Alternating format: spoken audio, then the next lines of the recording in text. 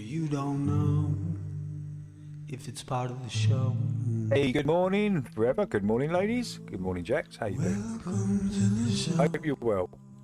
If you don't know, you Part of don't the show. know. Didn't they teach you to reach? I've just got to go to the shop, ladies. Got to go do a bit of shopping as well. I'll be back. I've got to go and do it now. Like supercharged, caffeinated hate-filled scars, rage-quit repertoires, no answers for yards. I've got no choice. I've got no choice. Imposter truths like impeccable retards. I'll be back. Up for your serving of gish galloping wars. No remedy can save. I'll be back in probably about half an hour to a minute. I've got to go do a bit of shopping as well. So. Shards, poor science displayed by disgusting bards. Soaked in sin with your dupe is delight, a new hand of cards. Been so long, seems like for love I'm just too hard, I'm just too hard. I said, welcome to the show, where you don't know if it's part of the show. Welcome to the show. If you don't know,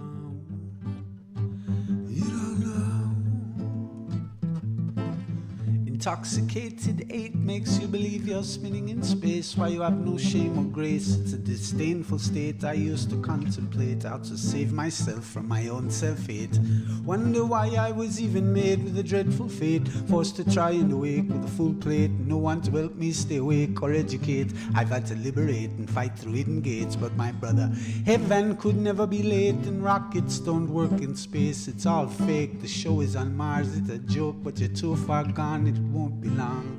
Fepe's beak is strong. We have our song and we march along like streams of knowledge leading to God's holy pond, and lives of truth that hits the bong and sings the song, turns mankind from the wrong. We come in peace with a holy gown and all of us wearing our holy crowns. Said the earth is flat and we probably just won't get along, just to go along. I said, welcome to the show, where you don't know if it's part of the show.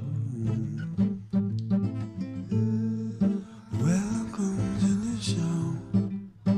If you don't know, you don't know.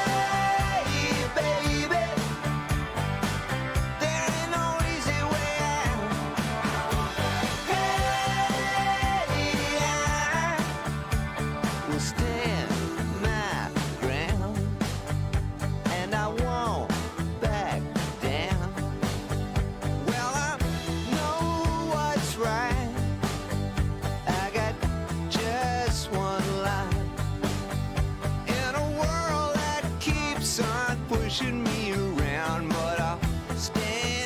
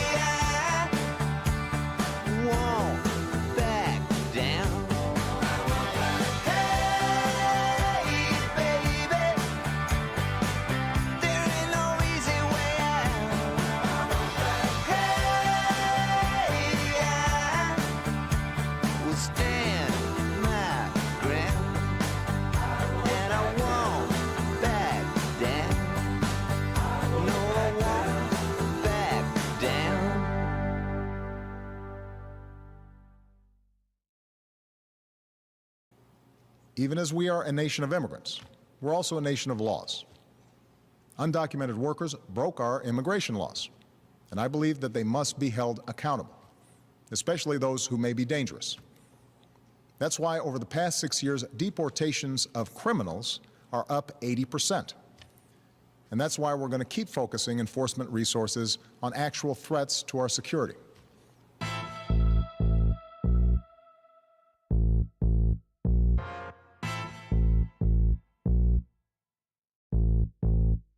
If you're illegal, we don't fucking want you here. I don't care if you're brown or if you got blonde hair.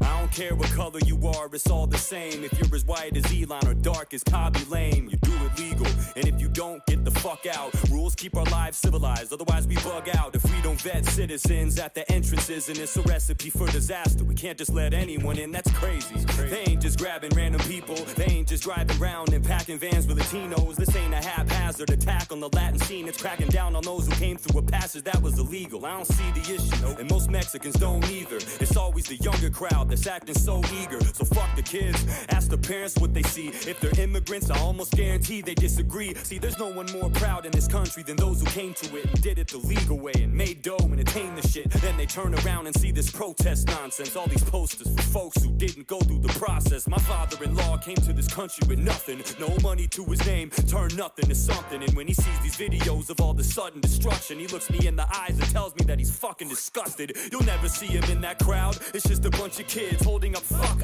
ICE signs, but they don't know what they did.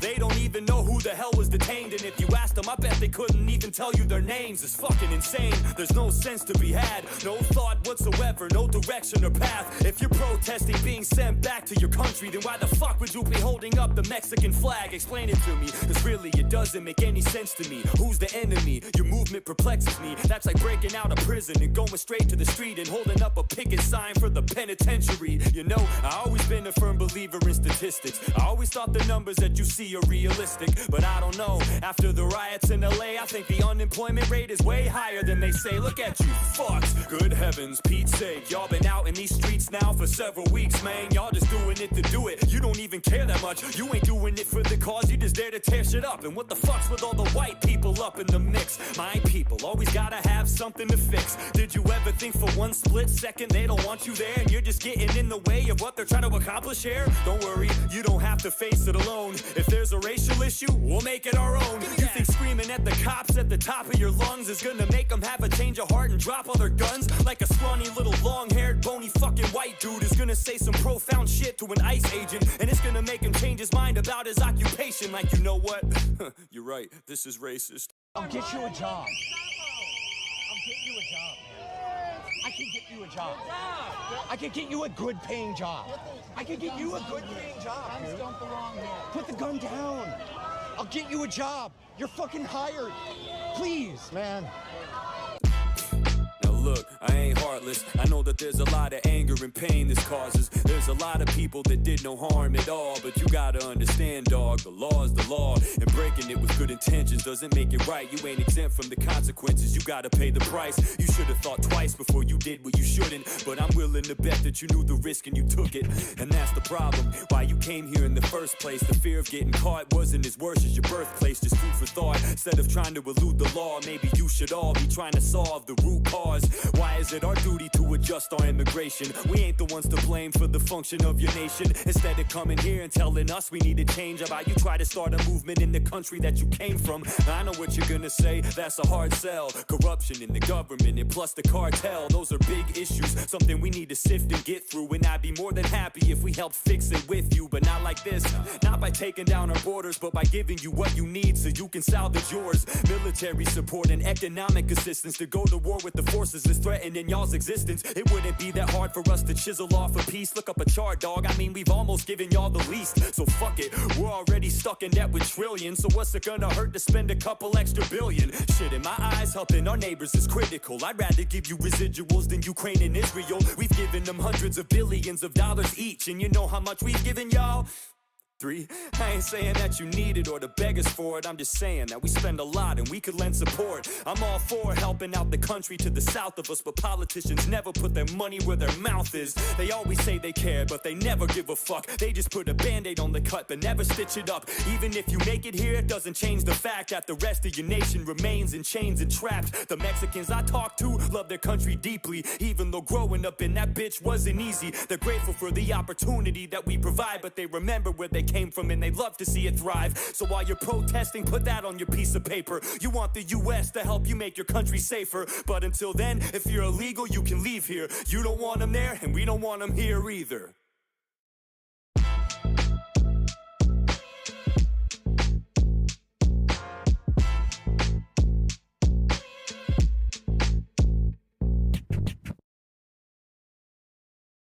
Nigel, Farage. Nah, man, it's Garage. F-A-R-A-G-E, like the music, not a forage. Now I'm Prime Minister. Bo Selector!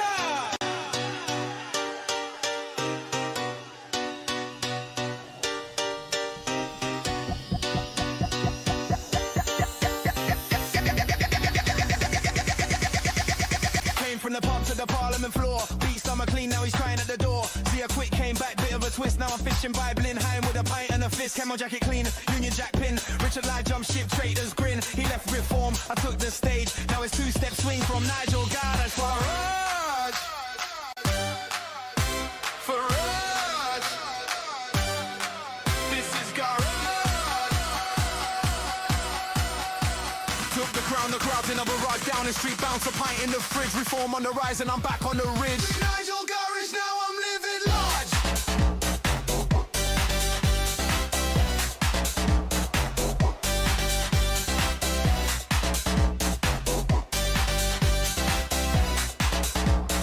Nigel Garage, now I'm living large.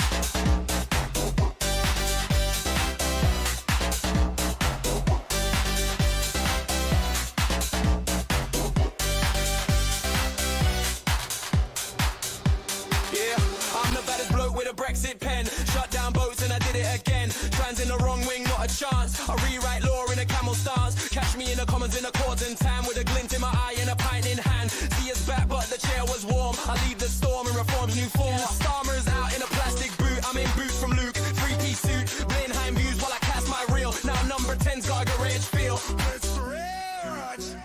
They said I was done,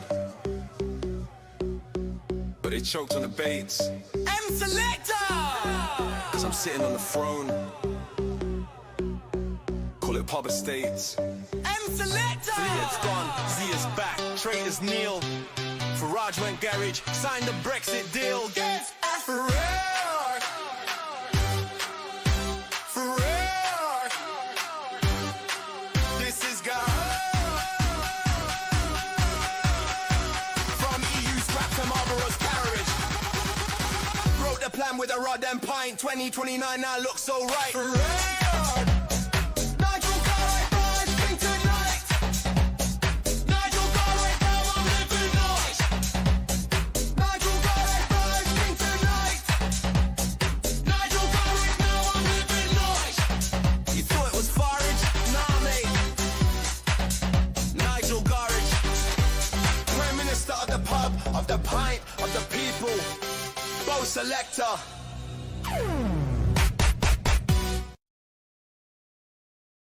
I spin fellas, my swing quicker than Federer. I serve pack in a band's bag on a regular. And I'ma tell her how she sing for me T-Pain. Your mama's hooked on the packs, I'll be selling her. I click Emmers and bang 'em and I'm not saying. I feel his head with the lead like a mukbang. The magazine made me lean when I walk in the drumstick will make a head bang like a punk band. Hop in the cab, I'm banging me crossword up. Head in the west and I'm banging a posh bird. Couple of cans and a puff on me death stick.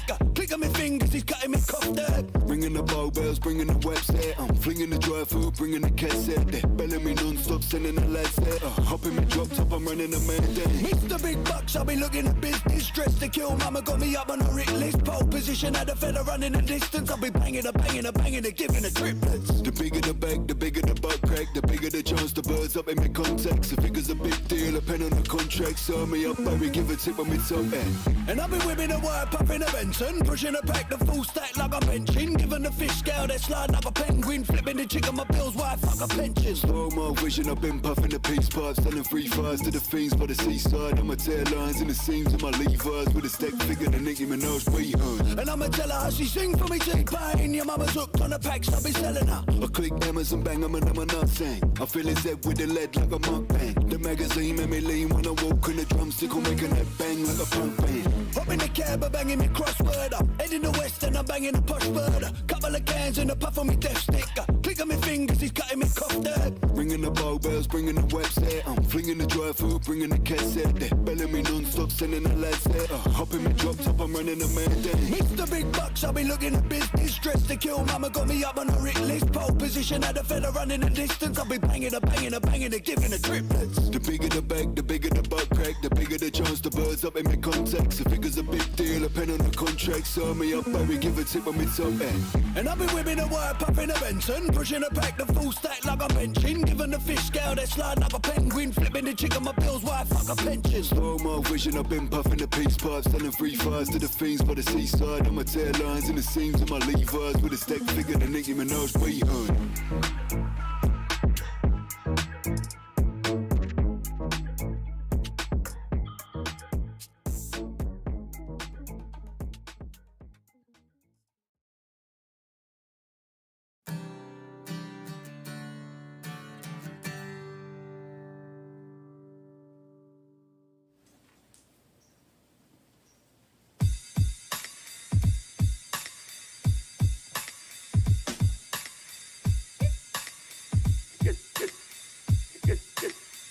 Get the fuck out of here.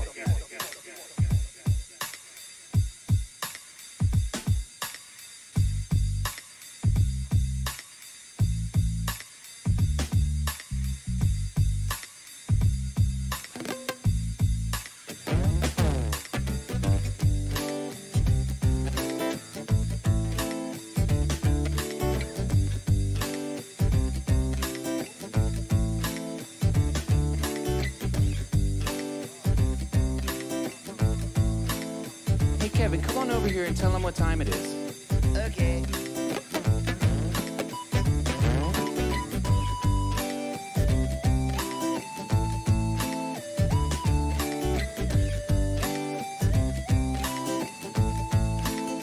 Oh, that's nice, Kevin.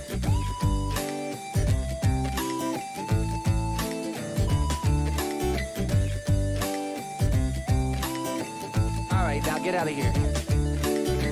I got this feeling inside, can't find no balance in my mind. I must be missing the point.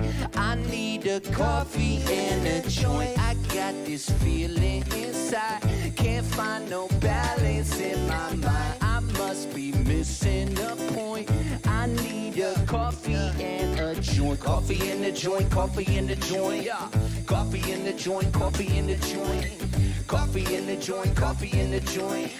Coffee in the joint, come on, man. Yo, higher than an F-16 in Walgreens. Trying to find some eye drops at the bottom of the Listerine. What? Well, I Mr. Clean when I step on the scene. But yo, how did I get here? And what does this all mean? The last thing I remember was way back in September. Johnny had a doobie, it was groovy, full of pleasure. But I probably didn't measure the amount I should have taken. Now I'm standing on the feeling, and this feeling got me shaking. Yo, I get the bacon with my better crocker, baby. We dishing out delectables, yeah. They tasty, so yeah, it's amazing. Now come and get this slice. And if they try to take my herb, I'll say, take my wife. But Kevin, you're not married. Oh shit, it's getting scary. I'm mixing up my history, my memories are buried. And I don't have a clue what's real or imaginary. So take heed, my children, cause this story's cautionary. Yeah, I got this feeling inside, can't find no balance in my mind. I must be missing a point. I need a coffee and a joint. I got this feeling inside, can't find no balance in my mind. I must be missing a point. I need a coffee Coffee in the joint, coffee in the joint. What? Coffee in the joint, coffee in the joint. Come on now. Coffee in the joint, coffee in the joint. Coffee in the joint. So I was standing in the corner of the kitchen by myself, eyeing up the pop brownies on the top shelf.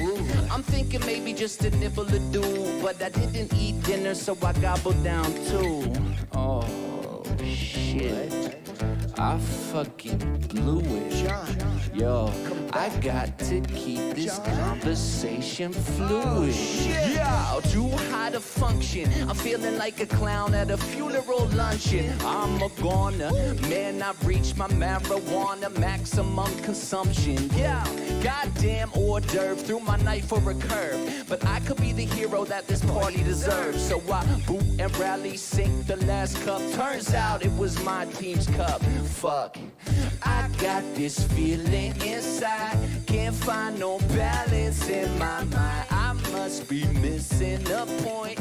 I need a coffee and a joint. I got this feeling inside, can't find no balance in my mind. I must be missing a point. I need a coffee and a joint. Coffee in the joint, coffee in the joint. What? Coffee in the joint, coffee in the joint. All right. Coffee in the joint, coffee in the joint. Yo, what? Coffee in the joint, coffee in the joint. Yeah. Coffee in the joint, coffee in the joint. All right. Coffee in the joint, coffee in the joint. Yeah. Coffee in the joint, coffee in the joint. Coffee in the joint. Yo, that's right.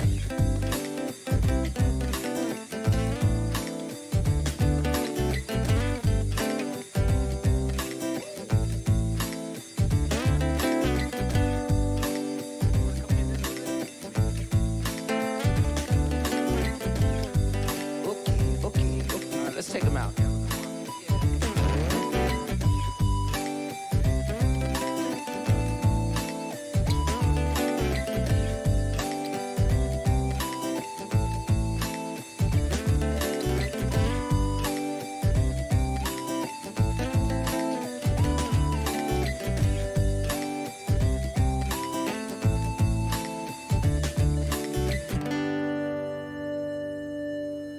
Man, I'm terrible at smoking weed. That's okay. I'll handle it.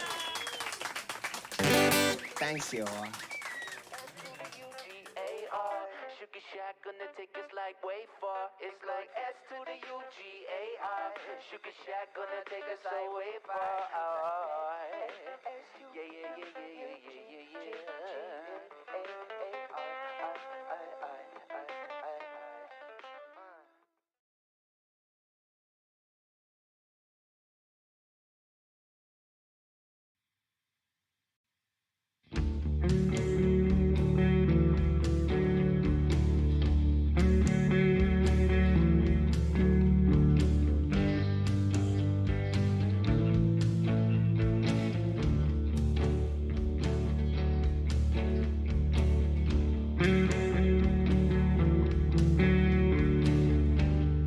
You caught me staring at the sun.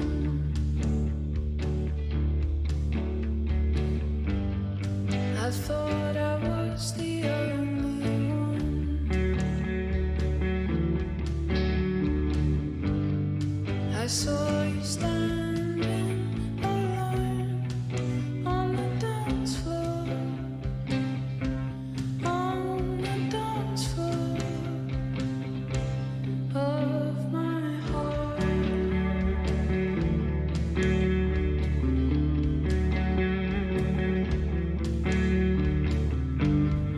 When they don't see eye to eye,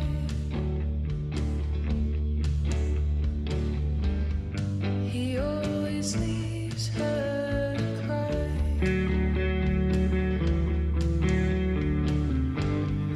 Feels that she is alone on the dance floor, on the dance floor of his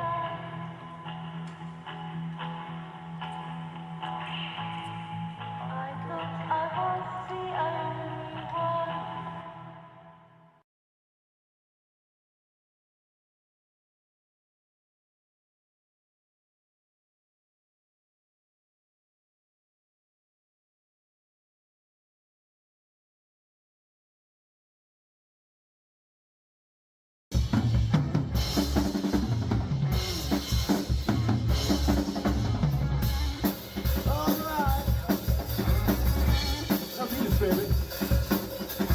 Care for me, I don't care about that. You got a new fool, ha, I love you like that. The fool, they wanna burn in desire. Let me stand next to you. Oh,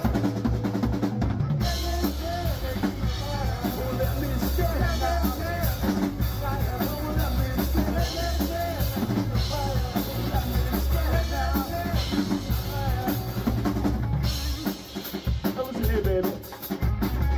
Stop acting so crazy. You say your mommy home, it ain't my concern. Just don't play with me and you won't get burned. I am only one of the in desire. Let me stand next to your fire.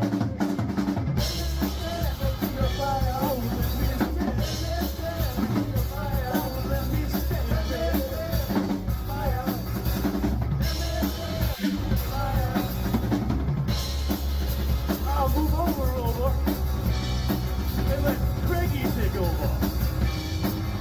You know what I'm talking about? Yeah, get on with it, baby.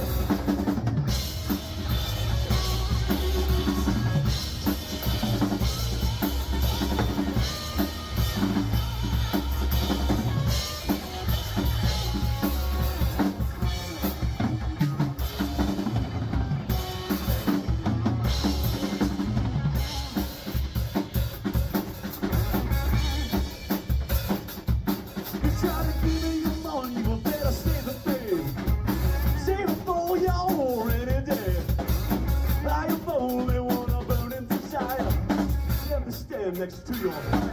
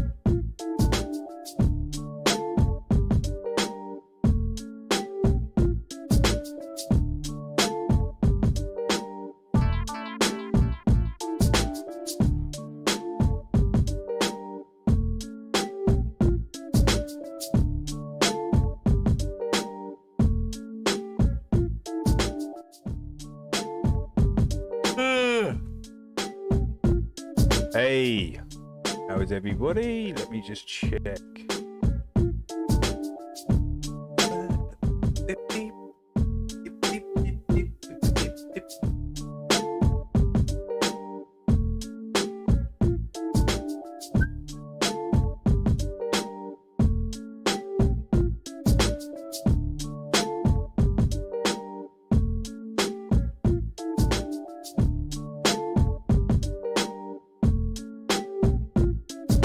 To load up a little bit, taking its time just to load up a touch.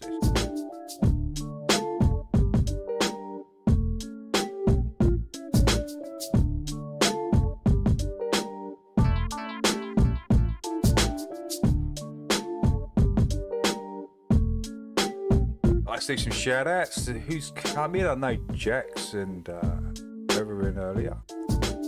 Hey, you got Jeff. We got Jeff Roon, Jono. Can't forget Forever and Jax coming earlier. Super, Schlo. We got Logical in. We've got Fen's in early. Oh, we got hey there. Hey there, Nick. What an anticlimax for the cat. Oh dear. It was a complete failure in the end, wasn't it, Nick? If you look at it, what he tried to do and what he said, he wanted to put it to bed and kind of destroy Flat Earth and just literally made people stronger, Flat Earth stronger. More people look at it, more people come in. My subscribers have gone up because of that. It's had the reverse effects of what he wanted it to happen. It was completely insane to me. All that money, all that energy for nothing. And Duffy's realised this now.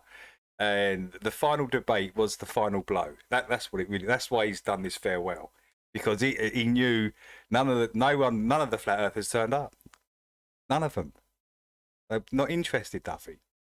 So yeah, that was the final blow. And we've got a little video actually. I want to show you guys on his farewell, just of a couple of people that did actually go on there. Yeah, we watch that a little bit later. Top of the hour, we'll watch that. About 25 minutes. Yeah, Ches wrote him a little email. So yeah, we're gonna have a look at that and see what Cubby Bear says to him. Yeah, kind of. What else have we got here? I found that really that Alan Watts thing. I found that actually quite interesting. No, anyway, right, we get back to it. Yeah, absolute failure at its highest. How you doing, Chills? Dan, Hart, welcome in, guys. Great to see you. Great to see you.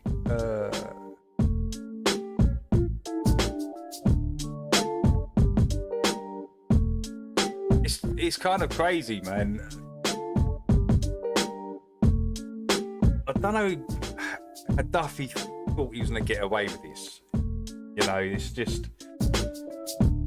It's. I did try to explain this to Duffy, right? That Flat Earth isn't what you think it is. Now, I did try and say to this. He kind of thinks it's all separate and, you know, broken up, and it kind of is, but it isn't. It's kind of everyone in the Flat Earth is kind of connected somehow. Some strange way. We've all got sort of this connection thing going on with all the other channels, right? I don't think Duffy quite grasped that, and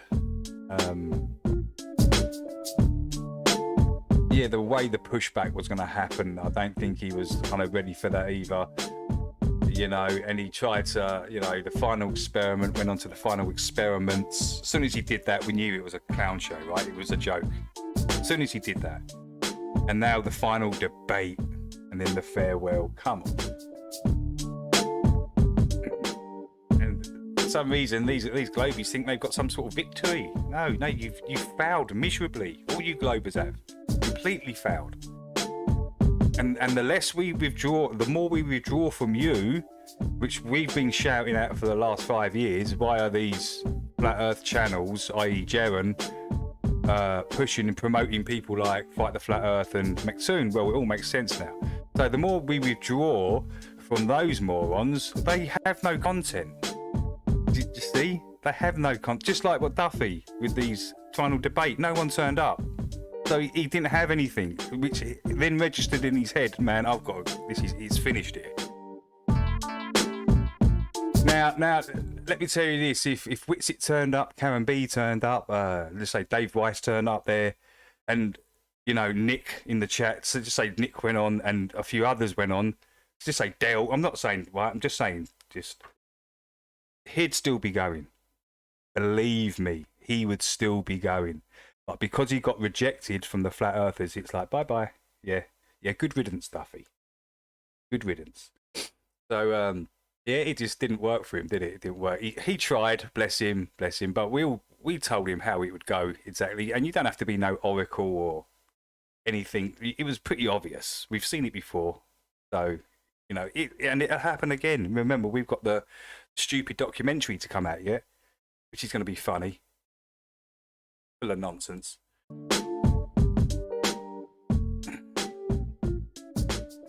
Hey, Terret, what's up, Terret? How you doing? Schlow's in the house.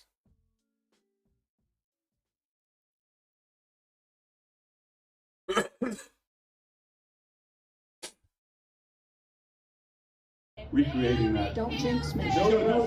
She's gonna do it here for you. The real crazy one was, you know, the emotional blackmail. His latest little thing that he's done to try and get the emotional blackmail using like orphan trafficked kids to put out the heartstrings of flat earthers. I thought that was a terrible move. Absolutely, you can see straight. That's so transparent. You can see straight through it. And then he made a video of him delivering this bit of paper to this dude outside some shop. Just turns up and hands him this folded bit of paper and goes, "There's the check." Really, Duffy? Was it you just handing that to your mate, you know, and he's going to give it back to you later? Because that's what it looked like. It looked like, you know, kind of set up. You know he's getting that check back later. Duffy, we know you're getting that check back later. Or it's just going to bounce. So he hands him a check, right, of 10,000 or something, and this guy gives Duffy a baseball cap. So at least Duffy's going to get a free baseball cap out of it. The charity gets fuck all because the check's going to bounce. We all know it's going to... He's got no finances. He owns millions. He owes millions. Maybe there's a few pensioners out there, Duffy, you can find and extort. Let's carry on. Everybody nail me over on the keyboards. Little Led Zeppelin song called All My Love. A Post, welcome in. 2, 3, 4.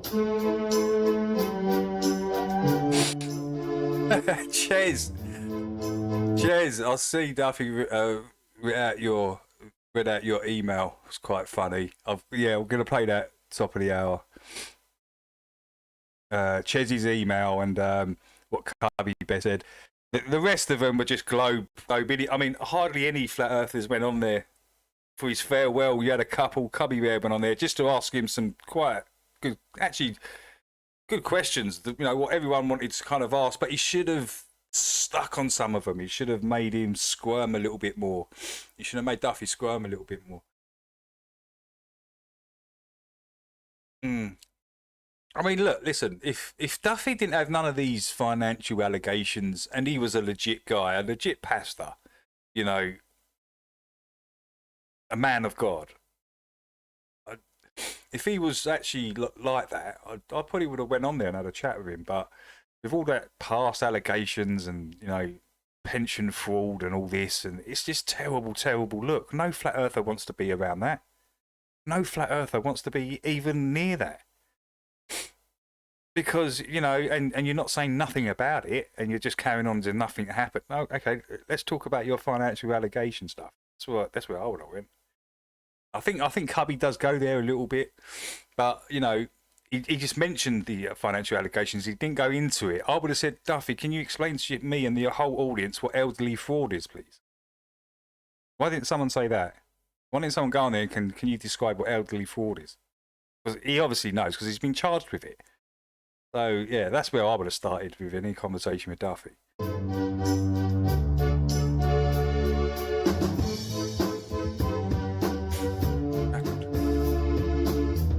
just cut out or something? Just cut out. You might have just cut out. Hey, Jim, welcome in. Welcome in. All I said was people coming in to kiss his arse. Yes, that's exactly what happened. You had a bunch of these idiotic globetards going in there, just swinging on his nuts. That's all it was. Swinging on Duffy's nuts for like 4 hours. It was like, how pathetic is this? You had this other retard. What was his name? Fuck Fast or something. What Fast or something? Some idiot glober that's trying to make his voice heard. Started having a pop out. Who was it? Roger. Because Roger went on there and said, I want to debate you, Duffy. Well, you should have went on there like Roger months before and asked him before he was retiring. Rog, we was all a bit disappointed. Rog, come on, you should have got there. There moves a thread that has no end. Hey, what's happening to the stream? Why have all the little man?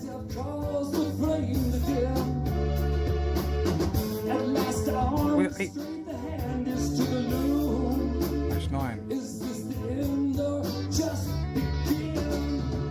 Duffy's been told to this all. It's very obvious, yeah. Purple Aki, the bodybuilder found dead. Okay, dead at his flat. Damn. Yeah, we watched that, dude, didn't we? Did we watch it, or did I see a clip on Purple Aki? I don't know if it was a clip or I showed it on here, but yeah, I do know you talked about it.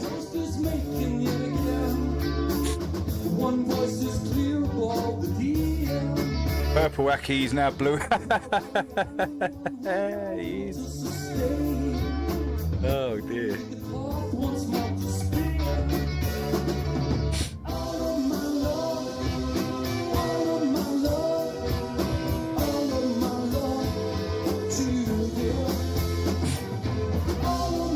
So guys, did you see the two young girls from Scotland protecting the sister? Have you seen that footage yet? Where she pulls out a massive big shiv and a mini axe. This, I shouldn't laugh, but you know, fair play to the Dundeers out there.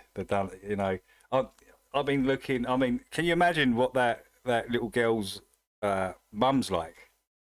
Can you imagine? I've been looking in Brazil for these for my next women, and all I've got to do is go to Dundee. The perfect woman's up in Dundee. It's the mum of this girl. You taught them right. You taught them right. Well done. Well done. I mean, I couldn't. Honestly, look. That was a joke, but it's kind of funny, man. If you see the footage, it's like, damn, what the hell? And it's meant to be some dude. Who was it? I don't know if he's Islamic or something, or from them parts, or yeah, it's kind of crazy. It's kind of crazy. So yeah. If you want a fine woman to bring up your kids, get your ass to Dundee. That's where I'm going. I'm going to Dundee to find a woman.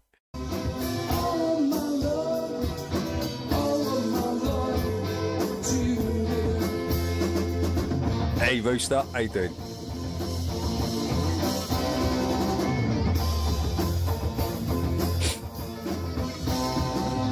Yeah, I want to meet her mum. Chills.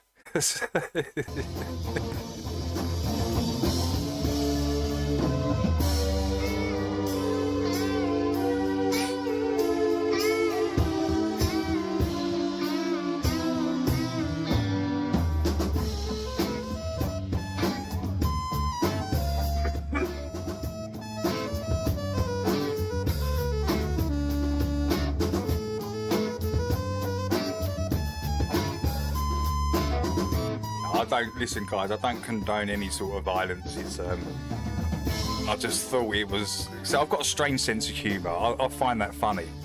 Some girl pulling out an axe and a knife, and come on then.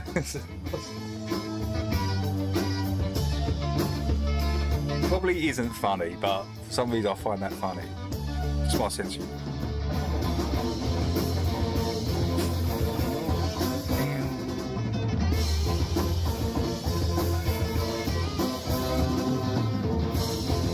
Oh, you got a nice little logical, put a little video in there. Let's take a look at that. Could you play it? What this logical what the two young girls carrying knives? Is that what you want to watch forever? Dundee men are useless, says Dorian. I might be able to arrange that. The Scottish girls. Can someone post that for us? I mean, Dorian, can you post that for us? I know Dorian's probably seen it. He'd probably be able to get the two girls in Dundee carrying knives and axes.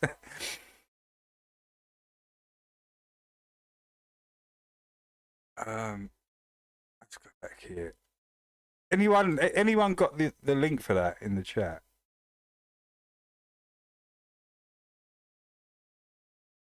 I condone it from over here in America. No worries. Roosters hardcore, man. Roosters like, yeah, well, you know, the young girls need to protect themselves from these illegal immigrants. So, yes, have a gun. have a gun with. Nice one, Dorian. Nice one, dude. Hello, Andy. Welcome in. Welcome in. Cheers, dude. Cheers, Dorian. The girl was protecting her sister. Yeah, you're right. You're right. You're right. I mean, I'm not gonna say that's wrong.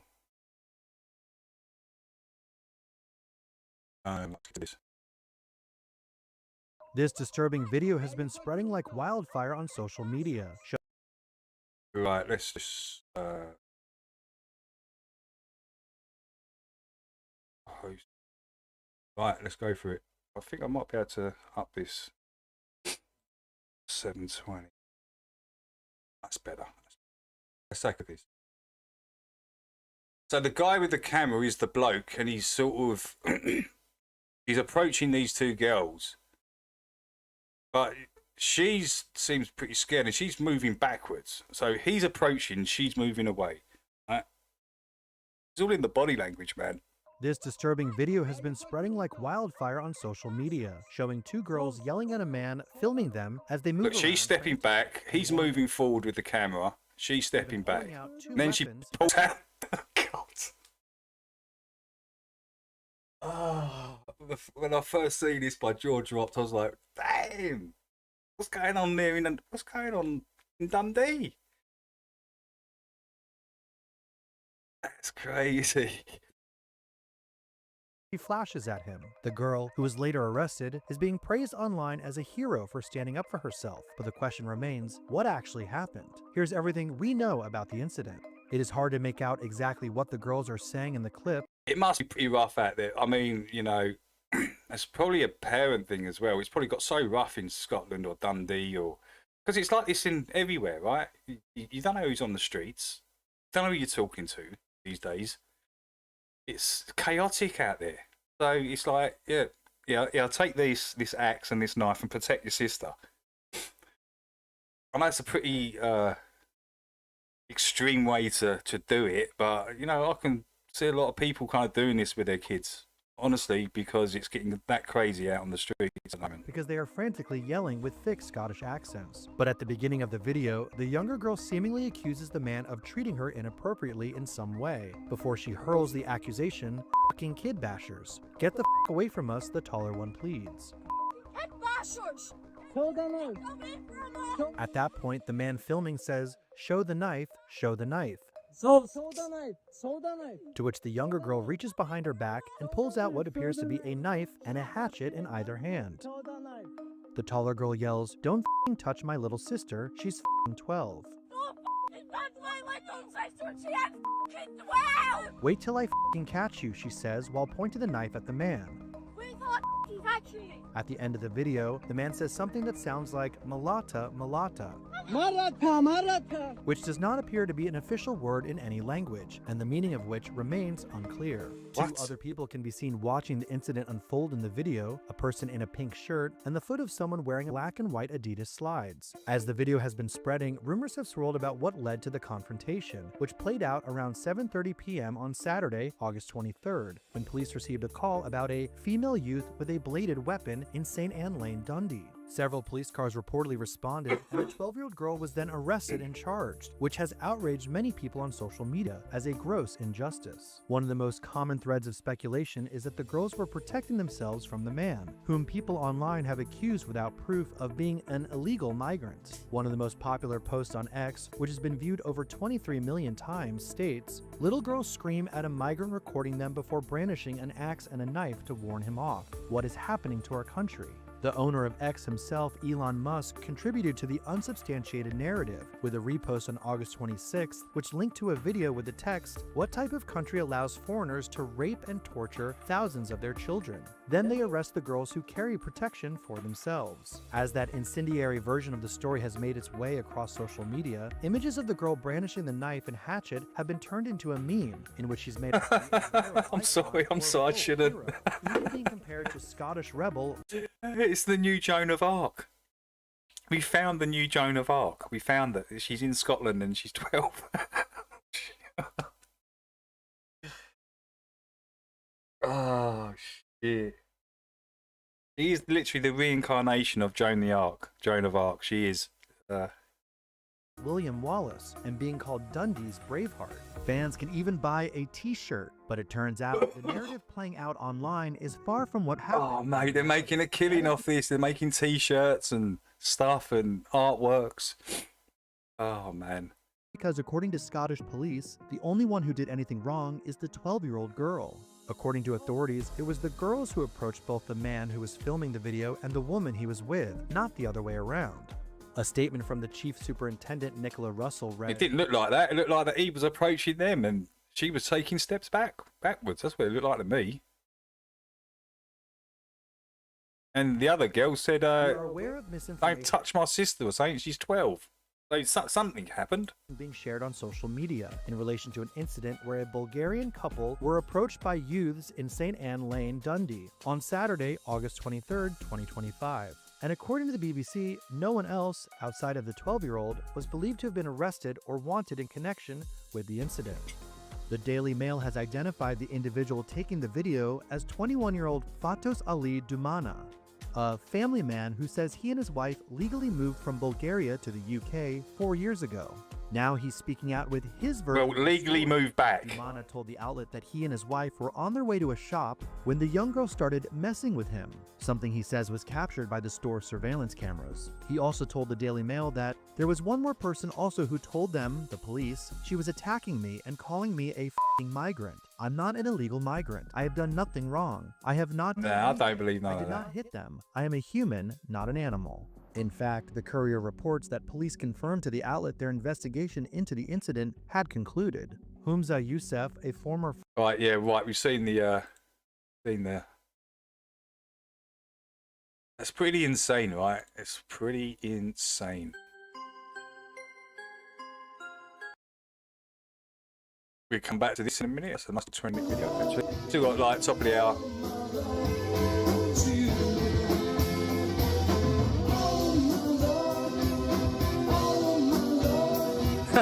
It is, yes, you're true. That's true, Jez, that's true.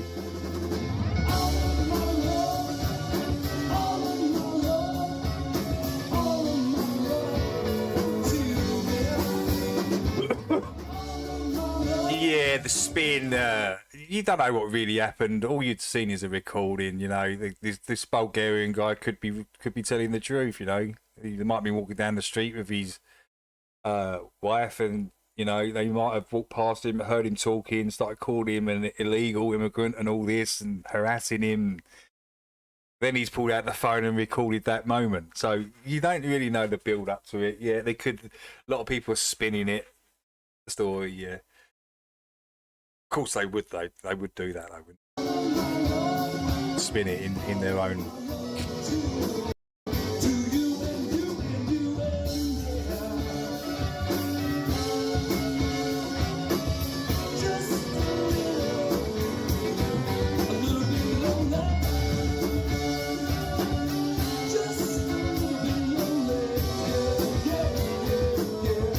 We are just not used to people showing. But yes, it's right. It's absolutely right, and that's been done on purpose with the males. They've got so much estrogen in them. They just they can't get to that point of like enough is enough, you know. And then they can't. They just let it go on because they're spineless. The males, this generation of not all males, you know, most of them that have gone through the woke nonsense. They're just idiots, and you know. That's what's wrong with males these days. They haven't got the balls to stand up to nothing.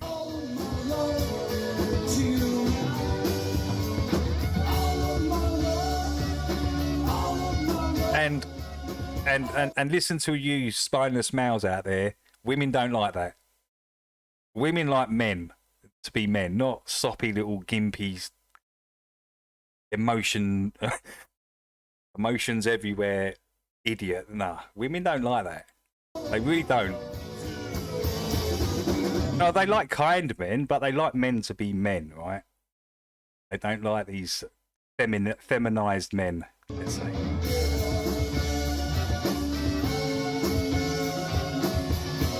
That's why there's so many young girls cheating on them, because they're too feminine. That's why they go and look for the rugged guy out on the street. That's why they're looking. Because they know that's where the real man's are. I'm sorry.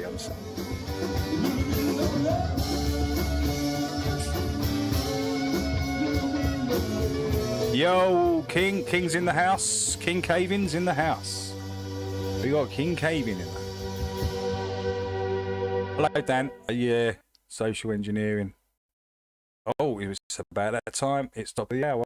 Let's take a look at. Let's take a look and see what Duffy spewing.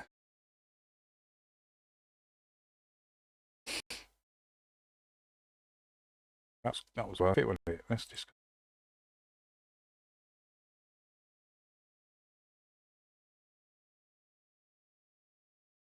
go.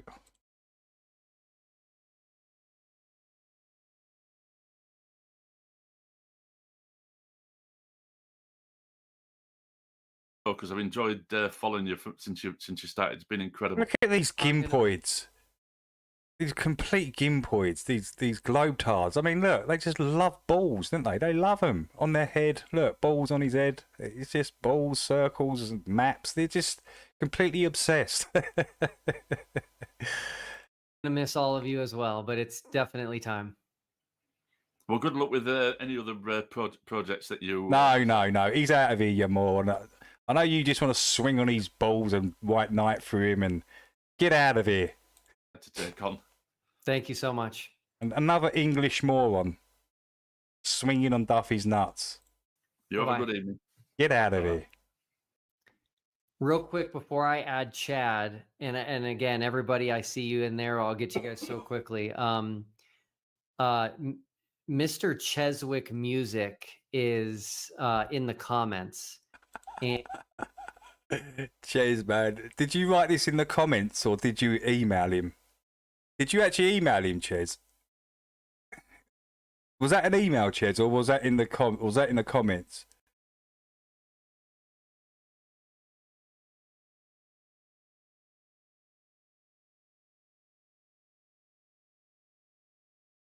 The zesty, but they are very zesty. They're very zesty. The zest is strong in this new generation. The zest is strong. Right, yeah, I was gonna go back to the Globe, so emailed him asking him to say. He clicked on pretty quickly though, didn't he? He was like, obviously he's. And I don't think he's going to be coming on. I think if he was going to be coming on, he would have already done that. So I'm going to go ahead and share an email that Mr. Cheswick Music sent me. Real quick, give me 1 second here. Okay. I'd like everybody to read this email. So he sent me an email saying that he's no longer a flat earther and that he used to be a flat earther for 10 years. And I'm really glad that I had some intuition about him and that he was actually lying to me when he sent this email. Because clearly watching his comments and seeing how he's unwilling to come on, he's actually still a flat earther. So this was yet another potential scam from a flat earther. And so Cheswick... Pot calling kettle black. So how are you there, sitting there talking about Ches scamming? You are the biggest scammer actually on the internet at the moment, Duffy. These Ponzi schemes you keep coming up with and paying for flat earthers to orphan children just to try and get them onto your final debate. That your financial allegations, your defrauding old age pension. You can't talk about scams on other people. You are the worst scammer, Duffy. The worst out of everybody. You earned this yourself by your comments today and your unwillingness to have a conversation with me. So there's your email for everyone to see that you sent me, which was all completely a lie. Okay. All right. Chad, as promised, how are you? Good. Hey, I just had a couple of questions. Hold on, he didn't read out, did he? Didn't read it out. Let's read it out. I can find it. Oh, have I gone back too far? There it is. Hey, Will, you may or may not know me. I have been in the been a flurf for 10 years. I don't like flurf. I wrote, produced many Flat Earth songs, community over the years, but after seeing Kate Berry go to space the other day, I seen the curve from inside the cockpit, and that put a doubt in my mind that maybe then I realised the globe is true after all. Anyway, I'd like to share my story on the live stream. I hear that you're looking for Flat Earthers to interview about the stories escape cult of FE. I'm offering you a chance to share my story with the world, and trust me, it is a story worth sharing. That's from Ches. For 10 years. But it's obviously lots of And, sarcasm in there. I'm and really glad that I had some intuition about him and that he was actually lying to me when he said got some intuition. No, one of your more moronic little gophers obviously knows who Ches is, right? And told you about Ches. Probably this email. Probably fight the flat Earth. Probably said, no, that's Ches, blah blah blah. He's probably fight the flat Earth that's informed him.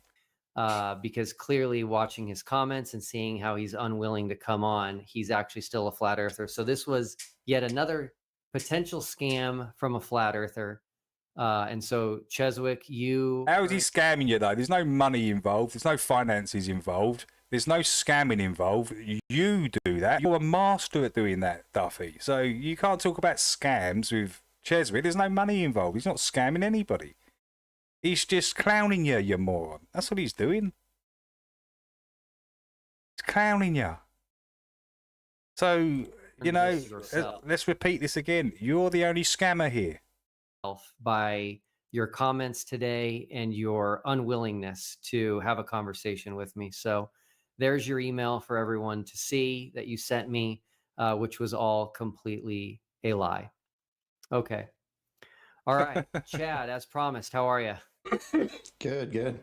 Let's see what Kirby's got to say. I just had a couple questions, and real quick, I was wondering if you could kind of say a prayer. I know there's a lot of division between Globe Earth and Flat Earthers, so if you could do that, I'd really appreciate it before we get started.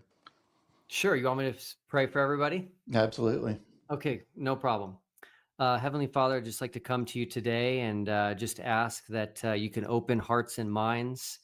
There's a lot of people who have false beliefs about reality. Oh my God! Yeah, that's called you plonker. You're the one with the false belief in reality. You think water sticks to spinning balls in reality? Show me that claim of your helio model with water sticking to the exterior of spinning objects in reality. Now that's a warped sense of reality because you can't actually do it in front of me. You can't show me a ball of gas, Duffy, which is in your helio model, the claim. So again, projecting. Globe Earth and Flat Earthers. So if you could do that, I'd really appreciate projecting his own inner securities and fears onto Flat Earthers. Absolutely. Okay, no problem. Heavenly Father, I'd just like to come to you today and just ask that you can open hearts and minds. There's a lot of people who have false beliefs about reality and false beliefs pure projection about you, your word, and your creation. And I just pray that people can see the truth. And so please help TFE be a light to anyone that is searching for truth. We pray this all in your son's name. Amen. Be a light. Well, like the light that fell, the fallen star, the fallen angel, that light bearer. Is that what you're talking about, Duffy? I expected that. It was similar on Flatzoid, but I'm not here to stroke your ego like everybody else. I know this is all curated, so I just had a couple quick questions. What about ticket stubs? Did you guys ever bring back ticket stubs from your little trip to TFE? What kind of ticket stubs are you referring to? Like the ALE ticket stubs, that other people have presented. You can go on Google and see them. They're everywhere. Yeah, we have those. So Chad, here's the $1 million question. When we show those to you, will you leave Flat Earth? Will I leave Flat Earth? Hell no. Okay, no way. So then why would we waste our time, Chad? Why didn't you do it already? Because you're going to put it in the documentary, I suspect now. We actually already did. You just must not have seen the video. All right. What about passport stamps? Did they stamp your passport down there at Union Glacier? Yes, they did. Did they? You got to Yeah. put that in the mockumentary too? There is no mockumentary. It's being Oh, okay. made. It's being made by a flat earther, Chad. I know. Is he still a flat earther, Jonathan Morandi? You'll have to ask him. Well, you should know. He's the one making your little production. That's for him to speak, not me. Okay. Hey, Well, Chad, anyway, hey, Chad, so if they- another thing I wanted if to they- address if they is that stamped I our think it was the trick. passports, Will Huh? you change your? If they stamped our passports, will you change your mind? No.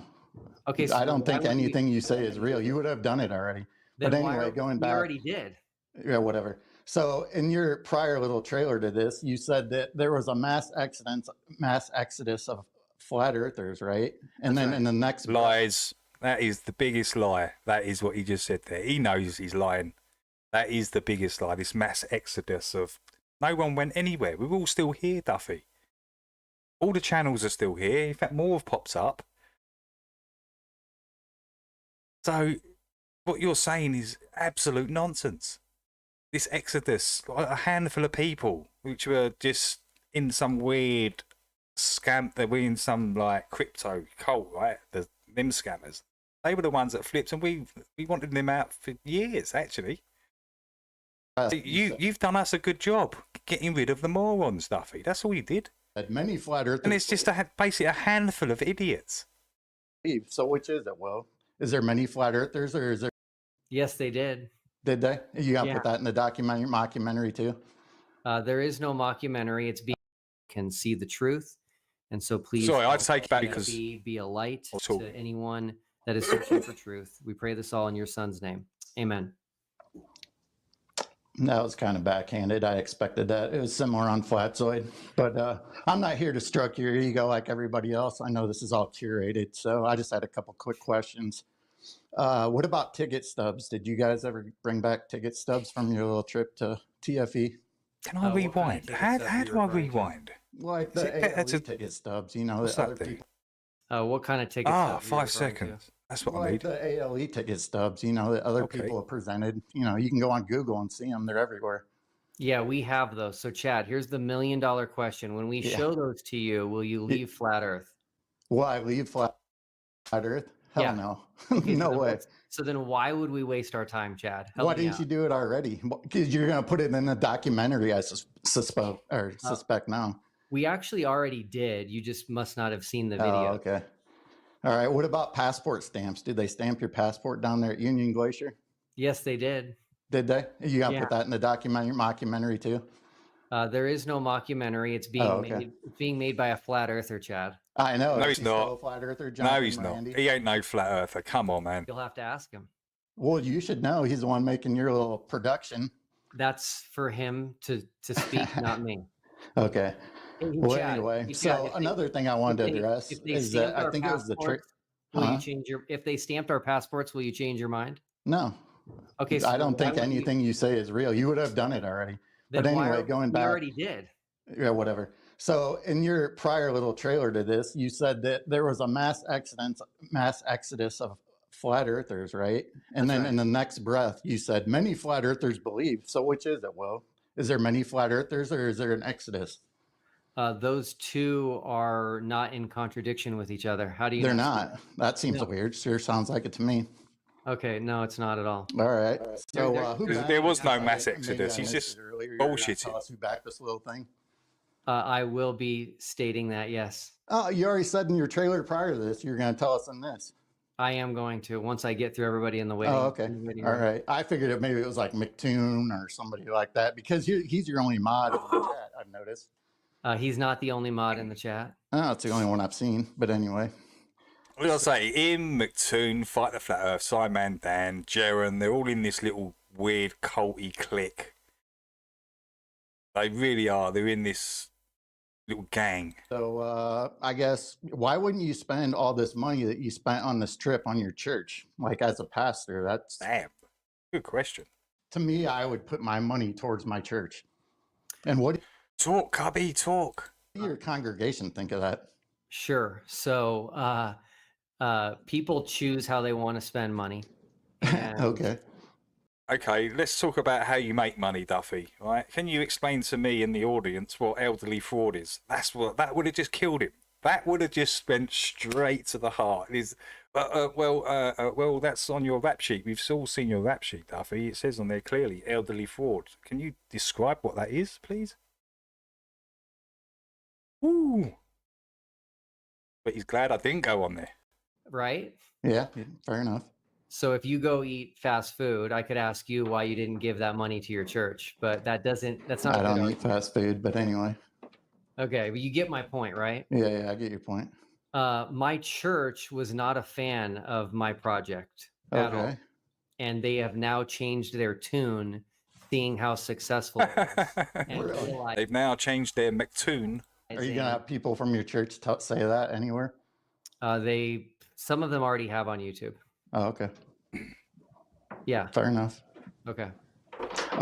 What about, when did you come into this whole thing? Like, when did you, into flat Earth, globe debate, all that? When was that? I must have missed that.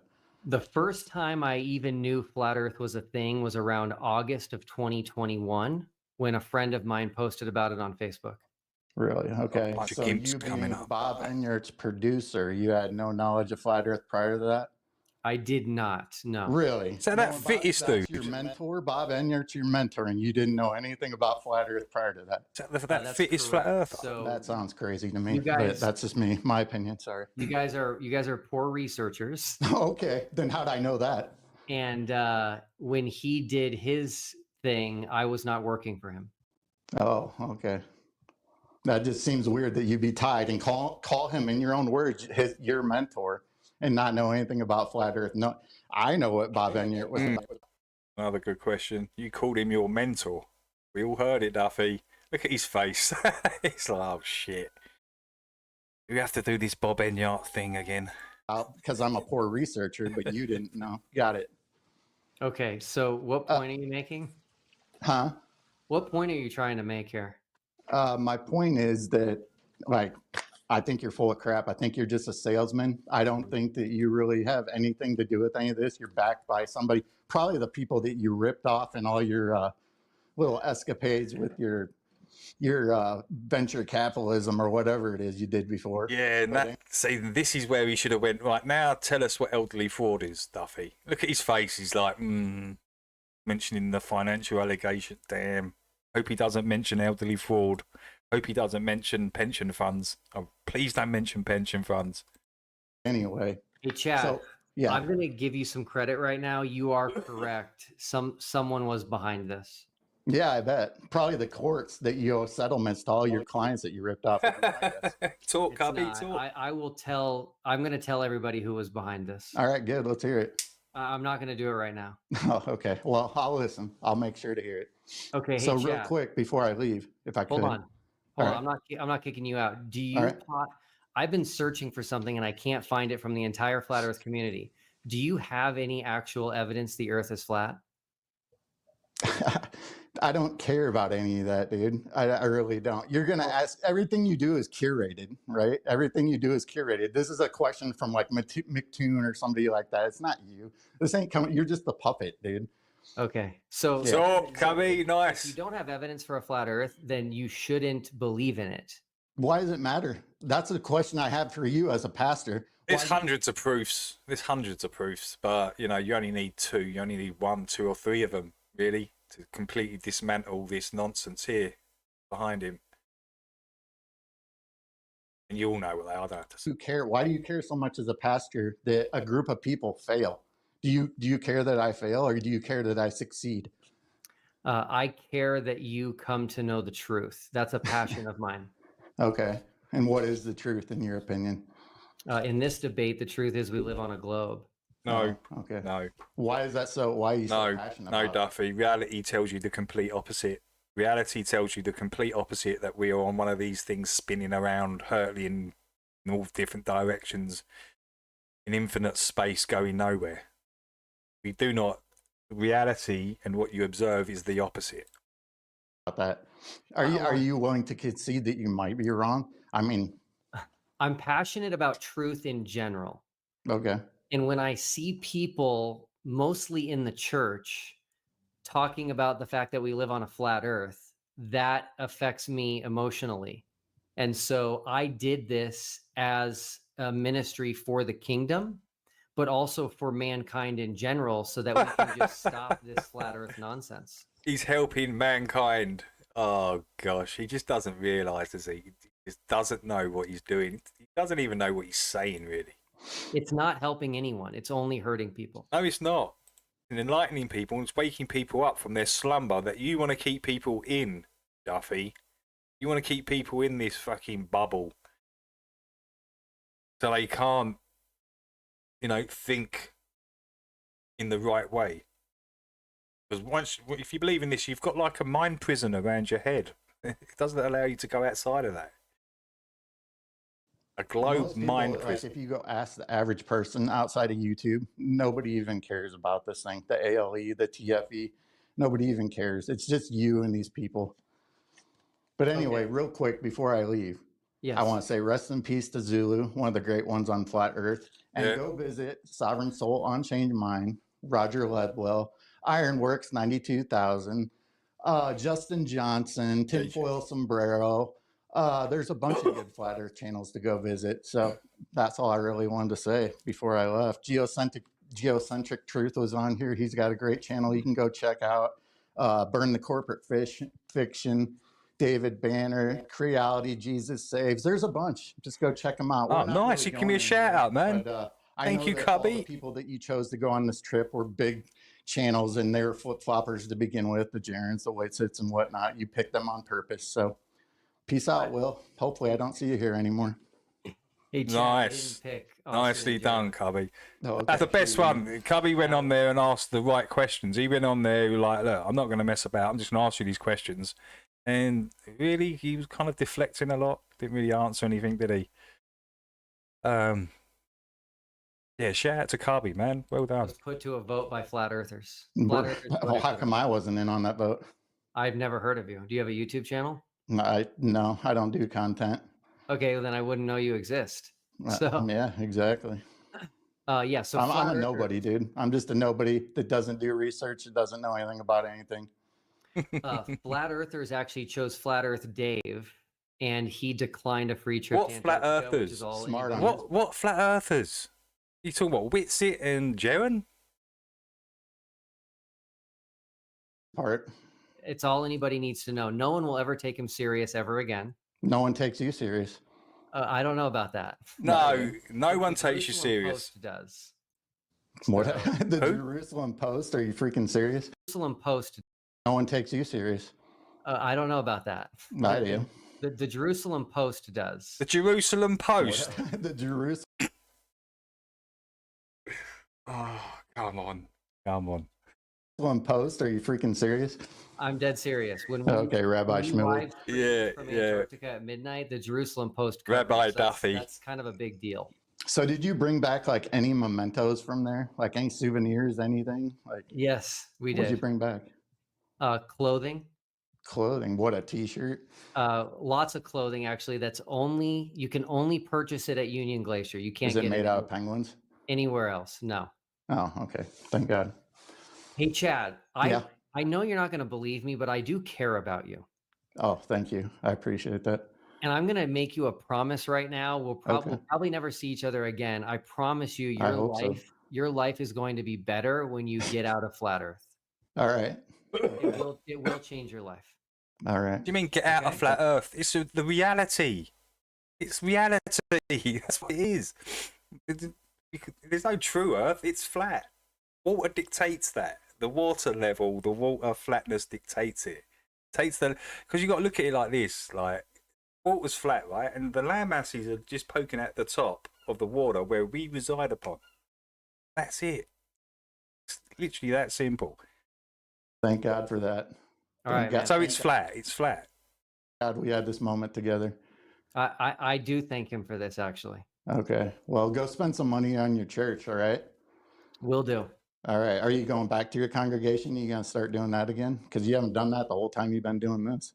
Well, that's a good point. So It is a good point, It has isn't been it? distracting, which is why I'm ending Yeah, TFP. it's probably a good idea. Get back to your duties, buddy. All right. Thanks, Chad.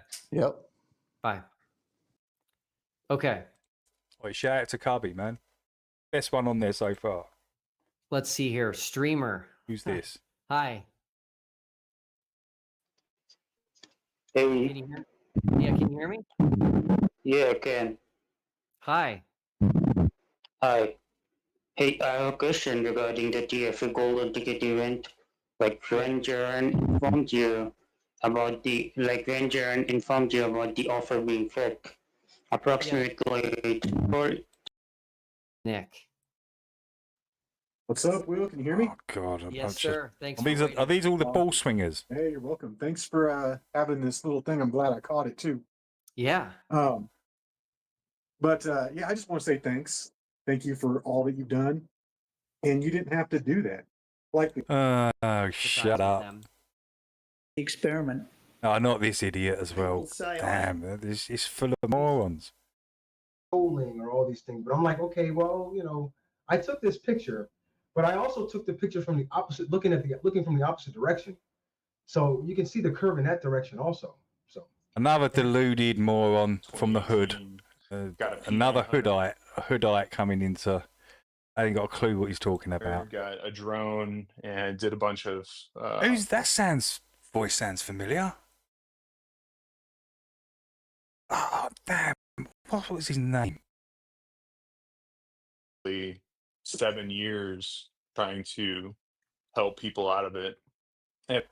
Oh man, what's his name? I forgot his name. Tim. Is that Tim? What's his name? Tim something. Guys in the chat.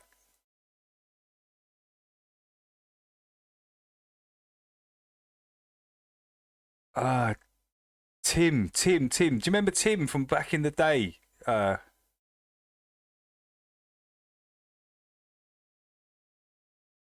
What was his name? Tim something. I forgot his name. Tim Osman. That's it. Thank you. Tim Osman was his first channel name. Thank you, Rune. Yeah, that's Tim Osman. I could tell, right? Just by his voice. Isn't that crazy? From all those years ago, when he used to come on and try and troll people and being an idiot, and you could just tell by his voice. I don't think you ever came into contact with me. I pretty much started with Flat Earth, like watching Jaron, Mark Sargent back in like 2014. Yeah, he was about. You're going to have a YouTube channel. But he's just another imbecile. There is no mockumentary. There is nothing like that. Everything is just going to be. It's really we're just telling a story, which is here's what the Globe said. Here's what Flat Earthers said. We got together. We did the experiment. Everything the Globe said happened. Everything the Flat Earthers said didn't. And then we're going to show the fallout, which is probably the biggest part of the story. There is no fallout. Antarctica, and there's already all these. He's making up stories. This guy. So we're going to tell the story now. If Austin doesn't like that, then we'll just remove him. It'll be very easy. We'll put a smiley face over his face so you can't see who he is, and we'll let the let's just check out Geo quickly. In the beginning, we'll say. Can share my screen. Yeah, once you share. So yeah, it's only Geo and Cubby. You only really that sort of asked him some proper questions. So let's just take a quick look at this. The program here. In fact, Geo makes a good point with this little model here. It's quite interesting. There you go. Everybody can see your screen. Right. So you see it globe, right? Yep. Right. So I have right here 2 flights, and I'm from the Caribbean. So there's Curacao, Aruba, and Bonaire from Aruba. So here's a flight. Yeah, that guy. Yeah, that guy. Yeah, was sniping and doing all sorts of nonsense on people's channels when he. Yeah, Tim Osman. We all remember Tim. And the time is 9 hours and 45 minutes. And here's a flight that goes back Amsterdam. Curacao. 40 minutes. Curacao to Amsterdam and Amsterdam to Curacao. The difference is 40 minutes. Okay. Okay. So here's my problem with the globe. I have a plane right here and a simulation on how this works. So before we start talking about atmosphere and any other things like that, I want you to address the spin of the Earth, which is this right here. I have a static line that, 1 second. So here we go. What is your issue exactly? Is it the time difference? Hold on. So I have a static line. So this static line right here, if the globe wasn't spinning, and there wasn't any other forces applied to this airplane in a perfect world or in your globe, this flight would be assumed to be the same hours going back and forward. Okay. Right? It's very simple to understand. We have how many degrees of rotation in 24 hours? 360. But only in 9 hours, if I activate the rotation of this globe, this would be 45, this would be 90, and this would be 136, which is about how much the globe would rotate below the airplane at over 9 hours. 9 hours. Yeah. Okay. And Pretty simple to understand, right? If I finish the whole rotation, the airplane's path ends almost in Japan. And I want Globers to answer this for me without actually reverting to the atmosphere. Okay. So with calculations and everything. It's your lucky day. I can answer. Well, before you answer, I have No. MacToon's going to answer for you, which is on your screen that you're looking at. MacToon or Fight the Flat Earth or some morons there going, say this. Already. Okay. So you're going to say this right here, that the airplane is inside a train or a car, which is absolutely wrong because the surface of the vehicle is not moving. It has to be something like this with this guy right here jumping forward on a moving surface from getting from point A to point B. And the point B is the apple right here that you see moving. So that's where he wanted to go to. But of course, if the surface is moving, he's going to get to point B faster. And the location that he actually has to go to left him. And right here is without motion. And that's point A to point B right there. Okay, I have your answer. Go ahead. Okay. I'm guessing you're one of these guys that thinks if a helicopter hovers long enough, the Earth will rotate underneath it. The helicopter is not moving. The airplane is moving. Yeah. Well, hold on. Do you think if a helicopter is hovering that the Earth is rotating underneath it? He can't answer the question. He's answering the question with another question. Do you think a helicopter? No, just answer. What Gio's talking about. You're trying to address the This airplane is flying and moving, right? From point A to point B. Helicopter isn't. Cheap excuse that you guys use to get away from the rotation. Okay, hold on a second. Let's see if it's true. Go ahead. If someone was in the back of a truck, here we go, on the highway and jumped up, would they fly out the back? Yeah, well, actually, that's not the correct argument because the back of the truck is not the floor of the truck is not moving. It's the highway that you should be talking about. It's not an argument, it's a question. If someone's on the back of a truck on the highway and they jump up, will they fly out the back? No. Why? Conservation of momentum, but that still doesn't explain the rotating surface that moves below the airplane. Hold on a second. An airplane that is on the ground and has not taken off yet, what speed is it traveling at? Where this airplane is taking off, it's about the equator, so that should be about 1,000 miles per hour. Okay, perfect. Based on air model. Okay, great. So while it's not flying, it's already moving. Sure. Yes. Okay, great. So now you've answered your own question. No, that's not an answer. Hold on. This isn't just your flight. Well, this is a specific flight. Yes. No, hold on. Just let me get my point out. If you look at all flights that go west to east and then back east to west, you're going to find that when they go west, they're always longer. Always. It's not just your flight. Well, what's the difference with this one? I'm not saying there's a difference. I'm saying it's a constant. Yeah. Well, I just showed you the evidence. What's the difference with this one? 40 minutes. Correct. It's longer. And the reason it's longer is because jet streams only go west to east. Correct. And that's why the airplane goes faster flying from Curacao to Amsterdam and goes slower flying from Amsterdam to Curacao. Not due to the rotation of the Earth. Once again, you're not addressing the rotation of the Earth. I am addressing it. No, you're not. Flat Earthers addressed anything. Flat Earthers don't have an answer why jet streams only go west to east. The globe does. Oh no, we do. What is it? Why do jet streams only go west to east on a flat Earth? That's fine. That's not the issue right here. I No, asked no, a you don't have specific an answer. question. No, you don't have an answer. No, I do. It's the Earth's rotation. So the No, Earth rotates 40 west minutes, to east. 40 minutes under a globe surface that rotates for about 136 degrees. No. Hold on. The Earth is not rotating Going against the under. rotation? Yes, it is. The Earth is not rotating under the plane. Thank you for admitting that there's no rotation. No. There is rotation. The plane No, is you just moving with admitted it. that there is no rotation. No. Okay. I said that the Earth is not rotating under the plane, meaning it's not as if the plane sits here, the Earth is rotating like this underneath it, and a plane wouldn't even have to use fuel to reach its destination. What would you need for a Foucault pendulum to work? When you say for it to work, what do you mean? Damn, what's all this What nonsense? specifically do you need for it to do what it does? How do I get rid of this? Pendulum experiment. Well, the reason that Foucault's The pendulum. answer is rotation of the globe. That's correct. The Yes, reason it that's does correct what it answer. does is because the Earth is rotating. Exactly. So why is there no Earth rotation below the airplane? Because the airplane was crying already out moving loud. with the rotation of the Earth. No, it's moving against the rotation of the Earth, and when it comes back, it's moving with the rotation of the Earth. No. You admitted when it's on the ground, it's moving with the rotation. Sure, yes. I would admit that.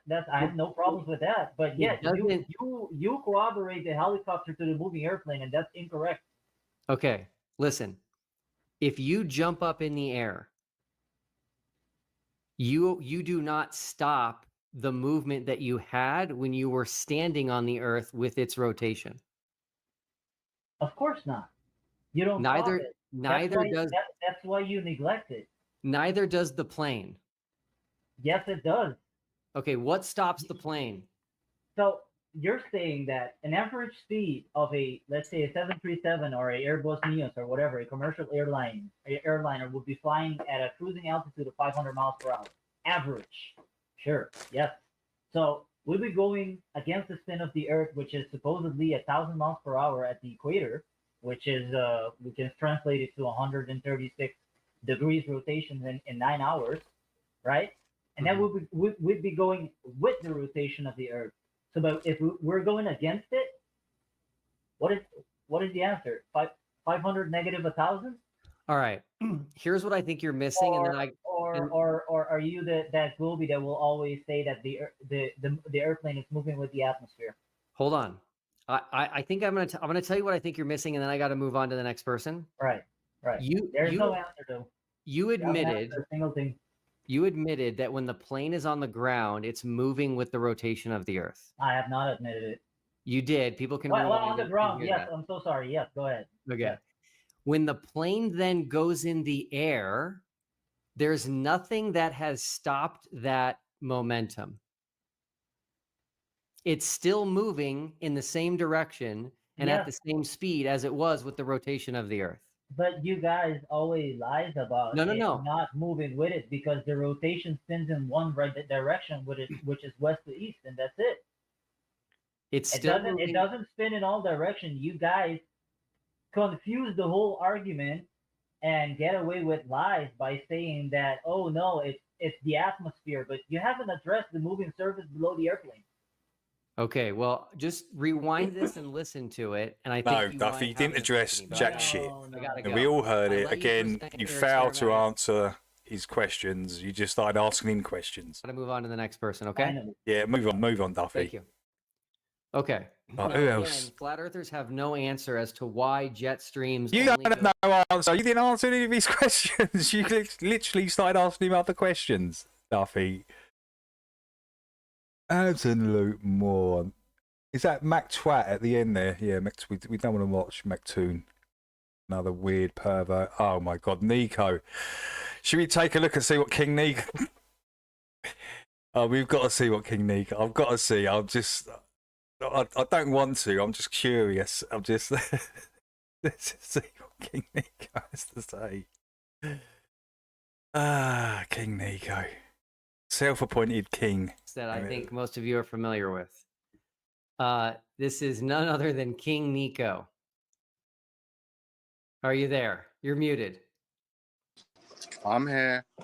Hello. Good to see you, Will. Yes, good to see you. Let me just turn my volume up. But yeah, yeah, what a time. I can't believe you're saying farewell. You only just got here, so I was hoping you'd be around much longer. It was the What are you talking about, Nico? We want him around longer. No, we don't. We want him out of here. What an absolute numpty. I'm sorry to see you go. You've only just got here. We wish you was... No, we don't. We just want him out so we can just crack on. Damn it, Nico. You always disappoint. I think Nico's always out there disappointing other flat earthers. Just by what he says. I'm here. Hello. Good to see you, Will. Yes, good to see you. Let me just turn my volume up. But yeah, yeah, what a time. I can't believe you're saying farewell. You only just got here, so I was hoping you'd be around much longer. It was the... No real flat earther wishes that, Nico. No other flat earther wishes that, except for you. Give me strength. God, give me strength. I mean, this... The disappointment of Nico. This... The only experiment you've done, so to call it the final one is kind of funny, because you should have to run it at least 100 more times or more to be able to get to the final experiment. But thanks for doing it anyway, because you showed the desperation of the globe Earth and how threatened you are by the traction of flat Earth, or now biblical flat Earth is rising and dominating TikTok. Dominating shit. Biblical flat earthers ain't dominating nothing. No, you're not. You're not dominating nothing. You know, it's good to have biblical flat earthers in this. It always is to have other points of view and stuff, but it isn't dominating. The original flat earthers, that's where it's really at. Social media is all around. So because we're not confined. We're not confined to a book. We're not confined to what God says what it is, or what this book is saying, right? We can think outside of that, right? We're not constrained to a physical dome with and all this, and that's all the land masses there is, and no, because really that's exactly the same as the globe. They're the same model. They're both of them are hiding the land, the extra land. You can't go nowhere on the pizza dish with a dome, and you can't go nowhere on a spherical Earth. It's the same thing. So, and it's the perfect two models to put out to hide something, to hide other land, right? They're perfect. So yeah, we sort of I mean, it's great, but you know, Nico does like to talk a lot of shit. It's impressive that you were chosen to come and perform this psyop, whether it was in the Vegas sphere or the Amazon studios, but very, very fun to see. So yeah, I don't think it's going to be farewell, but yeah. Do you, man, I'm struggling to find a flat earther that has a single piece of evidence for flat earth. Do you? Apart from the Holy Bible and just what we see with our eye and experience here in the world is enough proof of flat earth, as opposed to proof of a globe earth and the science that they describe about that. But no one's mentioning the tangibles, you know, the physics of water. No one, any of these flat earthers haven't gone there. Can you give me a proof? Yes, the physics of water. Destroy your whole globe model. None of these guys have said it.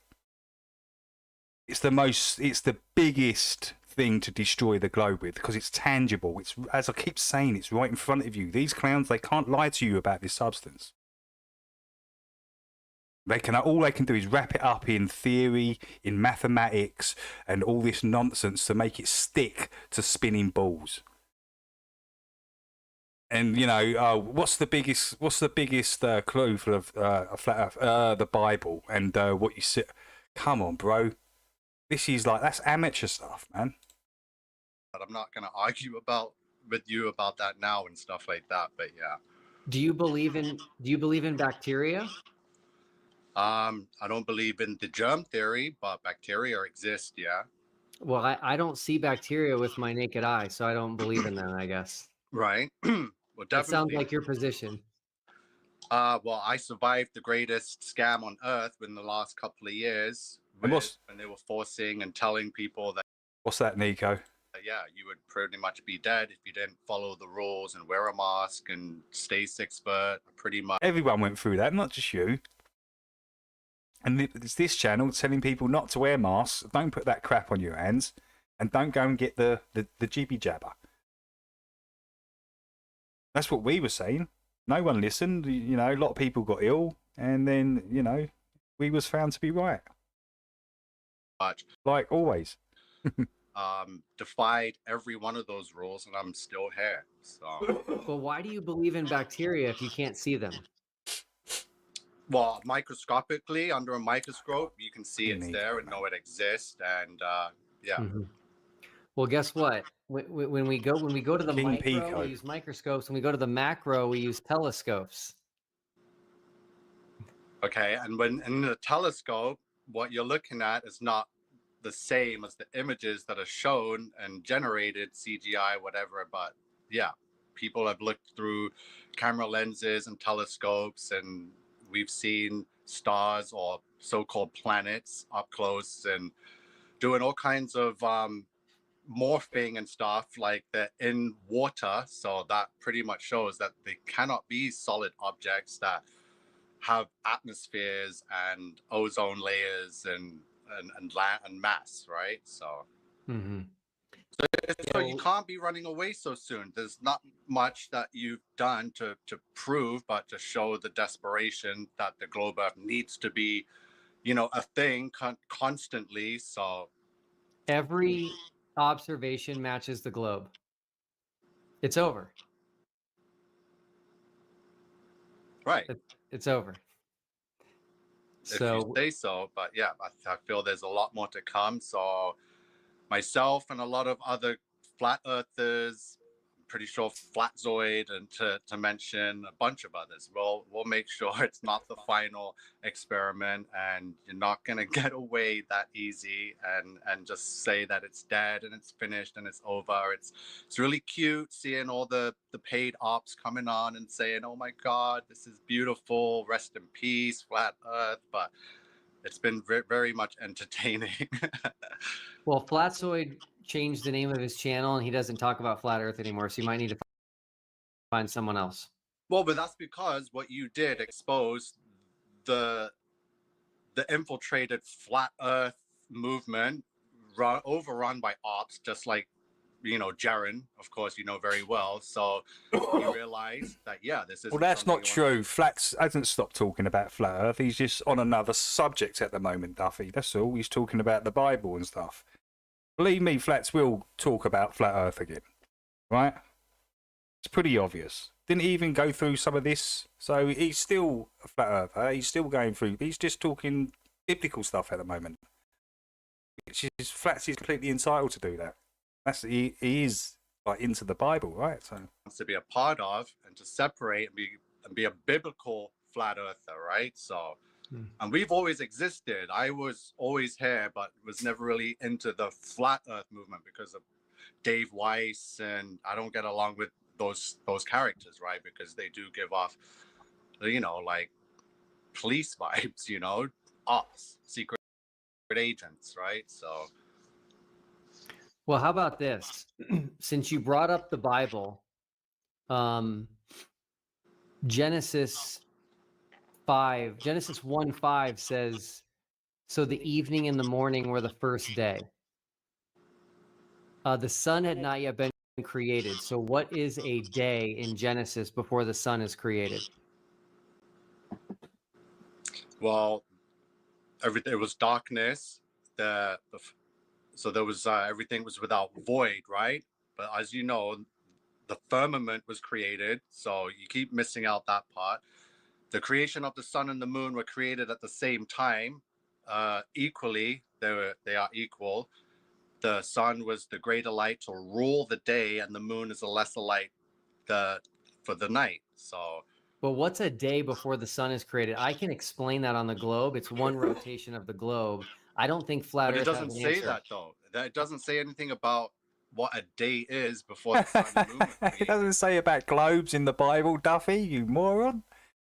Has anyone is the word globe in the Bible, and the reasons why you can explain that? Well, come on, Duffy.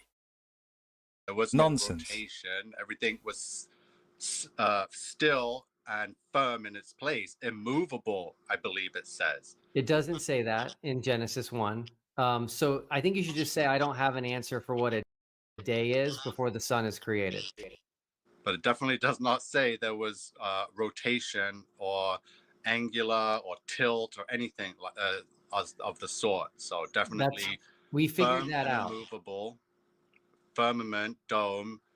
So yeah, the stars are in the sky, so not in across the universe, light years away. So the science is definitely where people need to look into more, because it's so he's see what happened. His handler comes on last. Right, okay. McToon comes on last to say his little piece. That we were going to end up with terabytes plural of data and needing to constantly back it up so that we could keep recording. And so you came through for Right, that's done. I can't stand this dude. Duffy, it's finished. Over. Goodbye. Adios. Hopefully we never see you again. You failed completely. You realised that in the final debate. No one turned up. You got crushed. Goodbye. Once and for all. Bye-bye.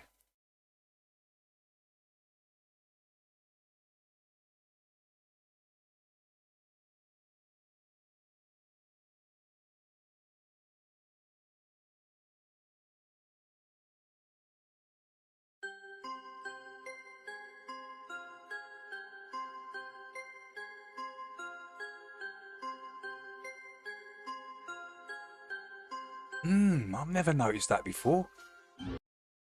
Damn, I never noticed that before.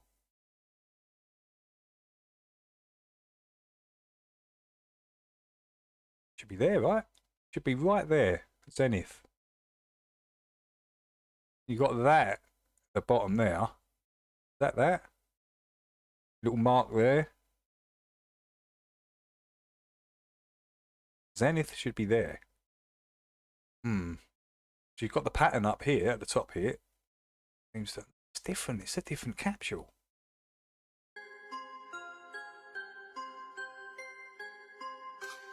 Look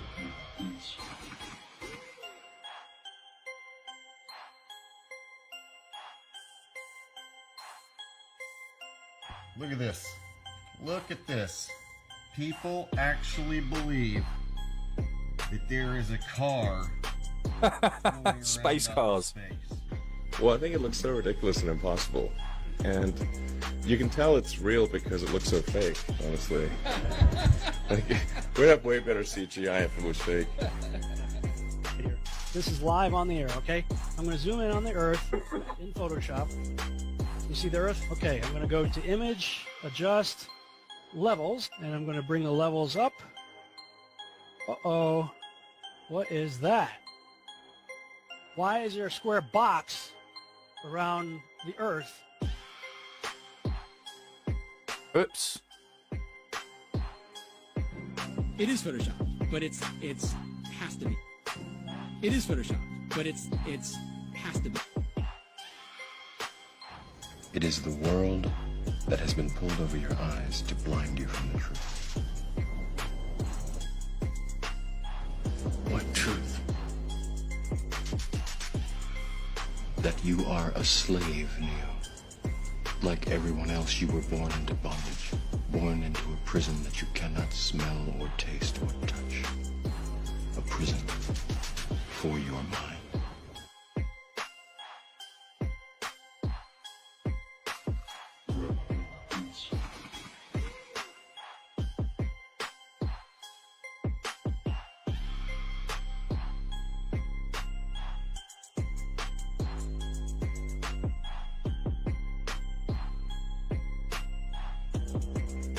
So let's use this model of the Earth.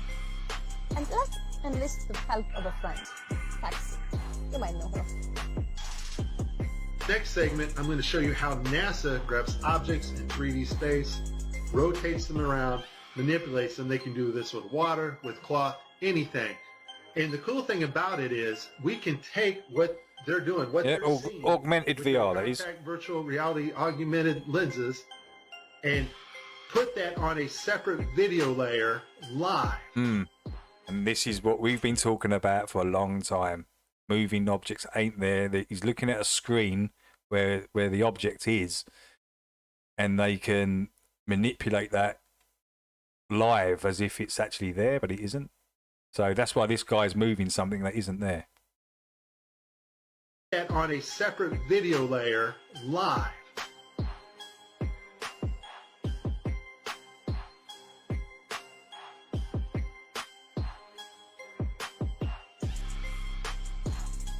Okay, I have a lot of Tim Peak screw-ups, but this one here, the system glitches, the software does not track his hand properly, and Tim slips his hand underneath his other fingers, which is tightly holding onto the mic, which would be impossible.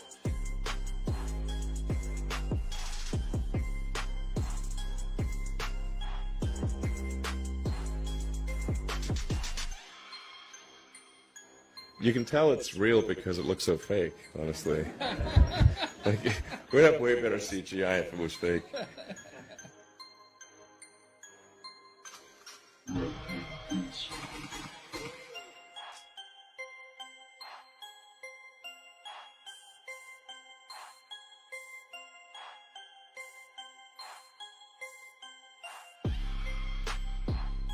Just another example of NASA faking space. Take a look here at this supposed image of Jupiter. Nothing more than CGI fakery. The supposed auroras. Again, at NASA's official website where it states Hubble captures vivid auroras in Jupiter's atmosphere. Here's the problem. The date of June 30th, 2016. Now take a look at this. Another so-called official image of Jupiter. This one's from back in 2014. You see the problem here? Now let's take a closer look at the supposed two images provided from NASA. Exactly the same, but just with a all the bit clouds of, in yeah, the same exact exactly the same position. image. Here's a side by side. People can't see what's taking place. Lime pieces of shit, NASA. And all you globers that push it. You have a brain in your head.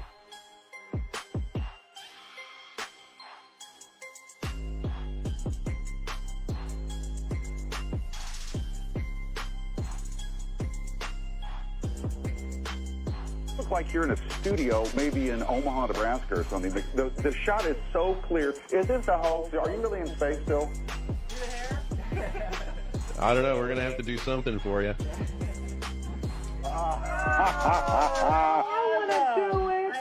Oh, yeah, I can do that. Watch this. Yeah. Pull that harness for him. Pull that harness for him. That's it. The harness string. We'll see Are you it. really in space still?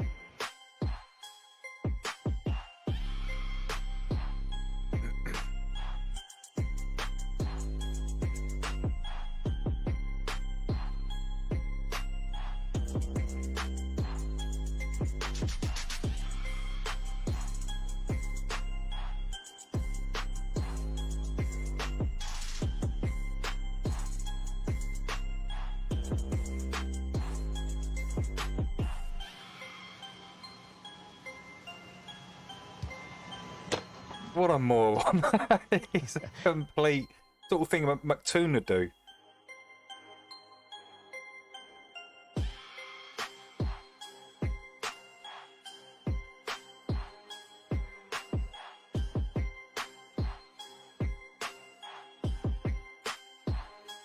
Oh, nice. Yep, you're going to see it. You can see it all tug marks. There you go.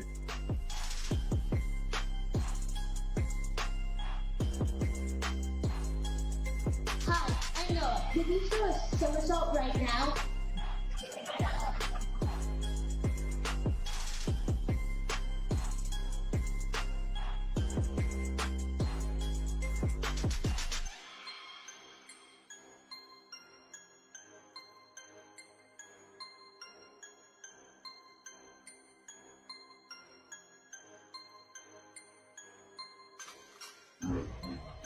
Is this a hoax? Are you really in space still? And see what this dude did here. Remember, there's a harness going up there. Right, it's two wires. Look what this guy's hand does. This guy here. He literally stables him. He's looking at him, holding on to the wire there. Let's play it. He's on there, he's on it, and now he's stabilizing him. There you go. Is this a hoax? Are you really in space still? See the hair? See the hair? And they just start making stuff up. Yeah. Like that Neil Armstrong guy. Have you seen him on the talk shows? Neil Armstrong, you mean the first man to walk on the moon? Talk about a fish story. Yeah. Man, and they're buying it. Oh, yeah.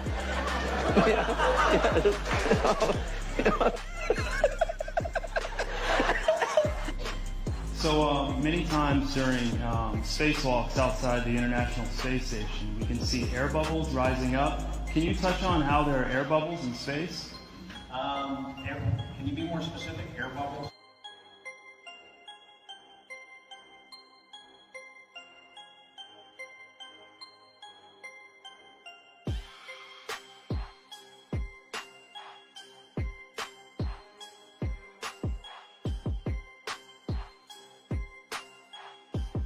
So yeah, like a lot of times during the footage, the NASA footage, you can see bubbles coming up out of the helmets or kind of from underneath you. How do you explain bubbles in space? Yeah, I'm not sure exactly what you're talking about. Now sometimes you get water in the helmet, and it comes either from sweat or from the cooling garments, and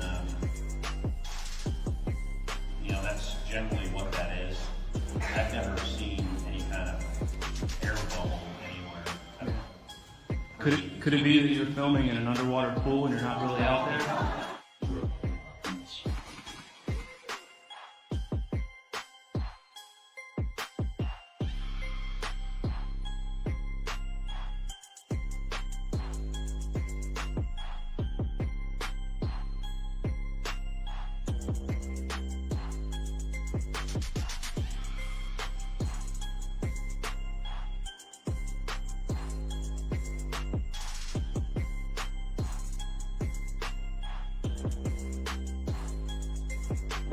Let me tell you why you're here. You're here because you know something. What you know you can't explain, but you feel it. You felt it your entire life, that there's something wrong with the world. You don't know what it is, but it's there, like a splinter in your mind, driving you mad. You're a coward and a liar and a thief.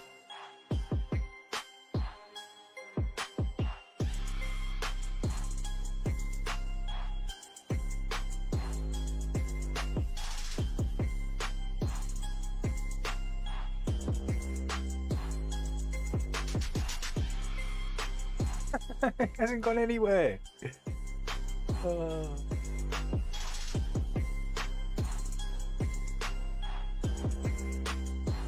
In 1986, the shuttle Challenger exploded about 74 seconds after takeoff, killing all 7 astronauts inside. Or did it? It turns out that 6 of the 7 are still alive and kicking today. Ellison Onizuka claims to be his identical twin brother, Claude. Yeah, I've got an identical twin brother, Claude, too. The Challenger pilot, Mickey Smith, hasn't even bothered changing his name. He's now Professor Michael J. Smith of University of Wisconsin. Now, Krista McAuliffe was a bit of a sneaky one. She was the Challenger payload specialist, quite famous for being a teacher. It turns out, during her astronaut days, she was using her middle name, Krista, and now she goes by her first name, Sharon. The Challenger commander, Francis Richard Scobie, is now Dick Scobie, which sounds like a rather unpleasant disease. Judith Resnick, the Challenger mission specialist, again hasn't even bothered changing her name. She's a professor at Yale Law. And finally, Ronald McNair, another Challenger mission specialist, claims to be his identical twin. These twins, man, they're just everywhere. So there I was, just minding my own business, looking at Google Earth, and this big snow-covered Devon Island. Let's see it. Let's see Devon Island. Covered in snow. So I keep digging a little bit deeper, And I finally get underneath this cloud cover here, and a few images pop up. And I say, oh, images, what are they? Well, this is what you got, which I'm sure that looks familiar to you, right? Looks just like the pictures they give us of Mars. So I'm just kind of creeping around here and definitely noticing the same kind of undulation changes and same kind of rock, same kind of dirt. The only thing that's missing is that nice little red tint that they pay somebody $150,000 a year to put on there. So I'll keep kind of going through here and see if it... What the...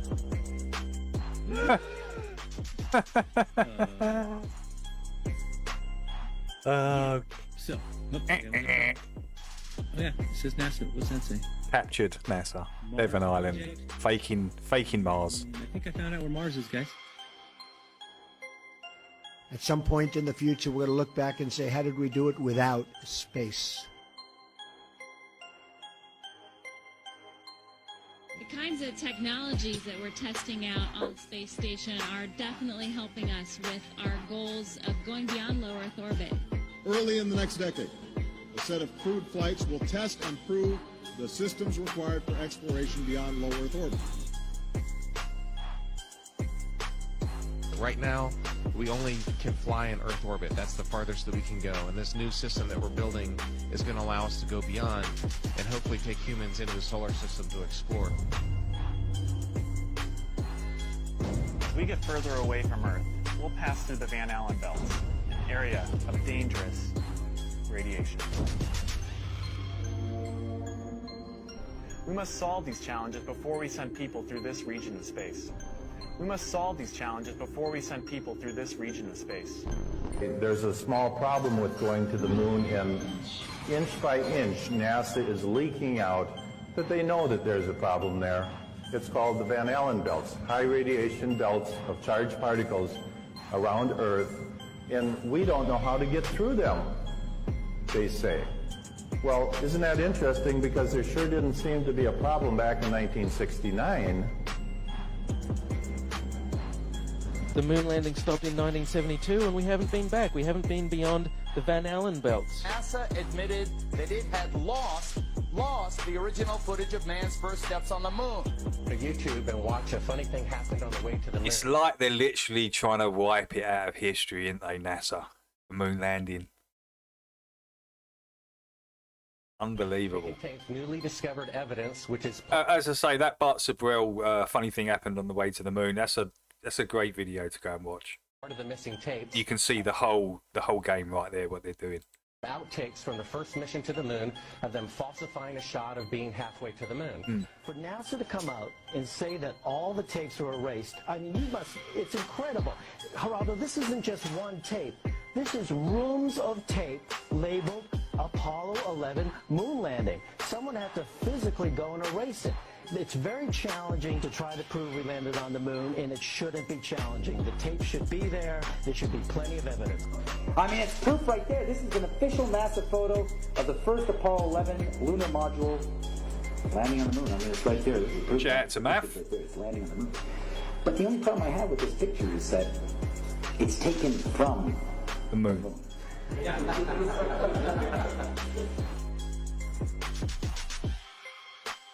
People who believe they saw the landing on the moon because they heard it on the radio.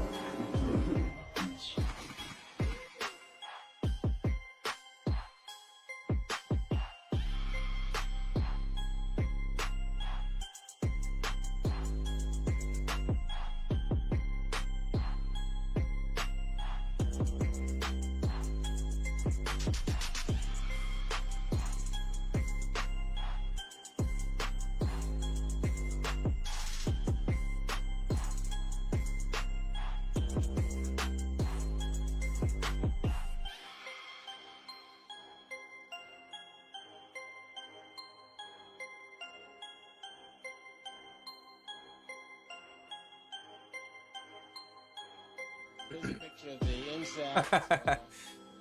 Oh, there's that giant human head orbiting Earth with the space shuttle. Isn't it amazing that we've got these giant heads orbiting us? We need to let everybody know this. This footage is insane. What it is really showing, it's showing that it's just they're using models. This is a model, little mock-up model. And they've been captured again. Being deployed from the spacecraft. Did you see it in the background? There was a guy in the background, man. I'm not kidding you. You can't deny that that's someone in the background. There's a guy moving in the background.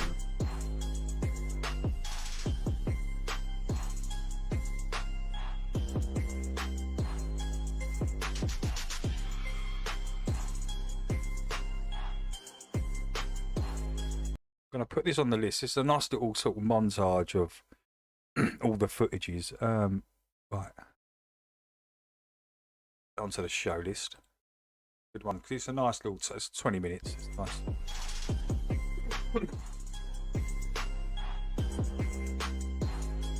More models. CGI. Models. Mock-up models, CGI. And I'll tell you, just if nothing else, here's why. Absolute knob end. Just to create the paperwork, that amount of paperwork would make faking it prohibitively expensive. $19 to generate that much. Yeah. That much documentation. All of that happened in a little town called York, Maine, across the United States from where we're talking to you right now. Across the United States from where we're talking to you right now. My research of the last year has led me to the conclusion that not even low Earth orbit is possible, that the International Space Station is a hoax, and all manned space travel is fake.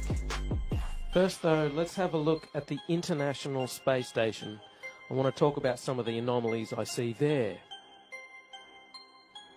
For the inside of the International Space Station, there are a couple of zero-gravity tricks that they use to fake it. The first is they have a complete mock-up of the International Space Station built on the inside of an airplane. And that airplane does parabolic, yeah. rises and falls. It does an upside-down parabolic trajectory, and that simulates zero gravity. The other main way they simulate the zero gravity is with suspension in front of a blue screen.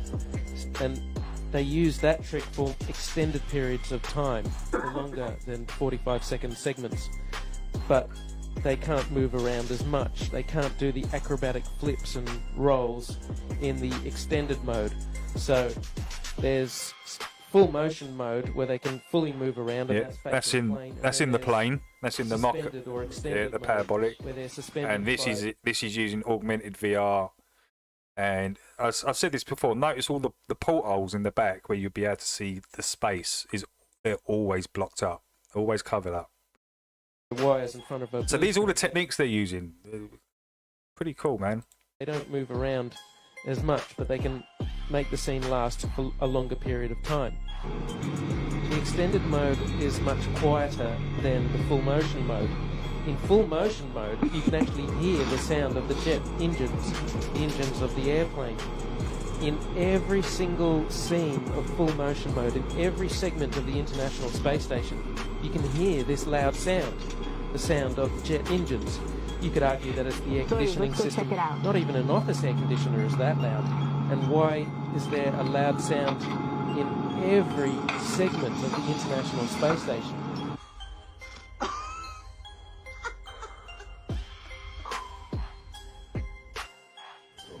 Mr. Armstrong, Bart Sibrel, ABC Digital. Wanted to give you the opportunity to swear on the Bible that you walked on the moon. Will you put your left hand on the Bible and swear to God that you walked on the moon? You have $5,000 cash. You can give it to charity if you swear on the Bible that you walked on the moon. I have a tape. It'd be fine. Why don't you swear to... Why not? Why won't you do it? Oh, the devil horns. Going up the Baphomet there. Look at that. The Earth Interesting. supposedly 23.4 degrees on its axis. And that leaves you, of course, the ecliptic number, again, 66.6 degrees off. Well, Earth is supposedly orbiting around the sun at 66,600 miles an hour.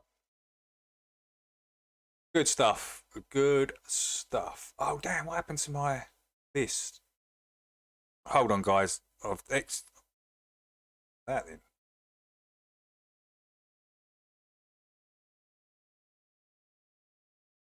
One sec. I think open up a new one. Dang it. Yeah, that was logical observations. Did you put that together, logical, yourself?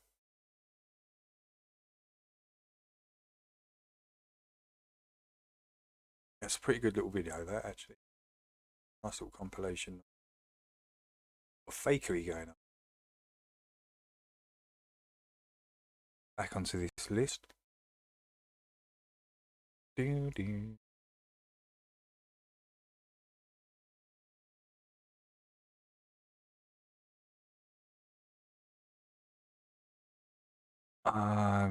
View my channel. There you go. Playlist.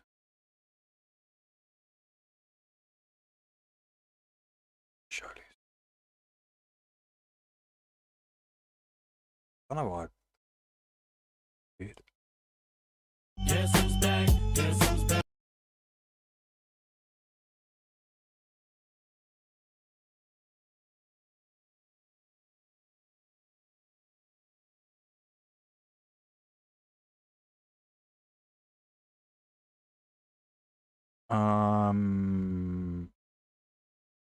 Let's take a look at this.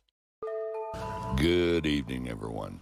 What I'm going to be doing a video about tonight is going to be very short and sweet, and it's about a question that I've been asked about thousands of times, but I've actually never made a video and answered it, but I'm going to tonight. And here's that question from the last guy who asked me. I'm not going to show his name, but I am going to show the question that he asked.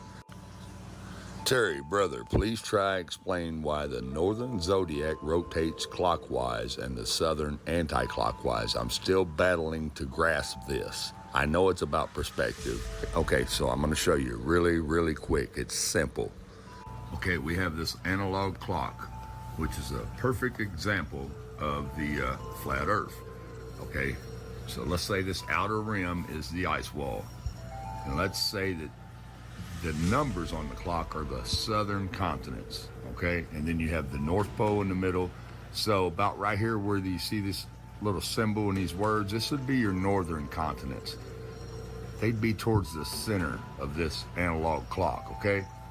Let me give you a visual so I know that you're following what I'm saying to you. Now you see how the northern continents are more towards the center of the clock? And the southern continents are out by the numbers on the clock.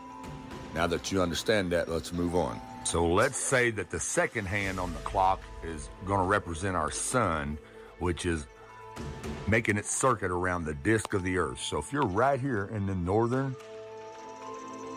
part of the disk, what you call if the sun makes this circuit, though. The sun is always moving from left to right. You'll be doing a figure of 8. Okay, when you're in the center of the Earth, the North Pole. Could be doing a figure of 8, but like FPV style, with a straight line in the middle. That's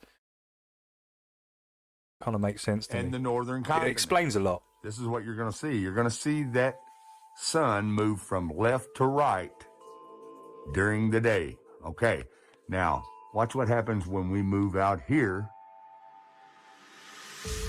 to the southern continents. It moves from right to left. Now let me show you that again. If you're in the north, you see Scotty, the sun move from left. Scotty dog. Big shout out to everybody in the chat. No matter where you are, if you're in the north, okay, you're going to see it move from left to right. No matter where you are in the center of this clock, or the northern continents that you call them. Okay, but watch when we come to the outer part of the clock, which would be the southern continents.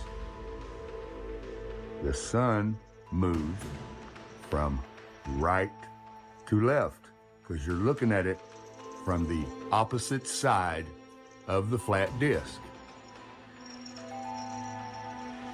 Okay? No matter where you are in the southern continents, it's always going to move from right to left. If you're over here on this southern continent, where's it moving? From right to left. Just like I showed you with the north when you're in the center. When you're in the center, it's moving from left to right, basically backwards. just like you see in real life with your own eyes. If you're in the north, you see the sun move from the left side of your vision to the right side. Always, if you're in the north, it goes from left to right.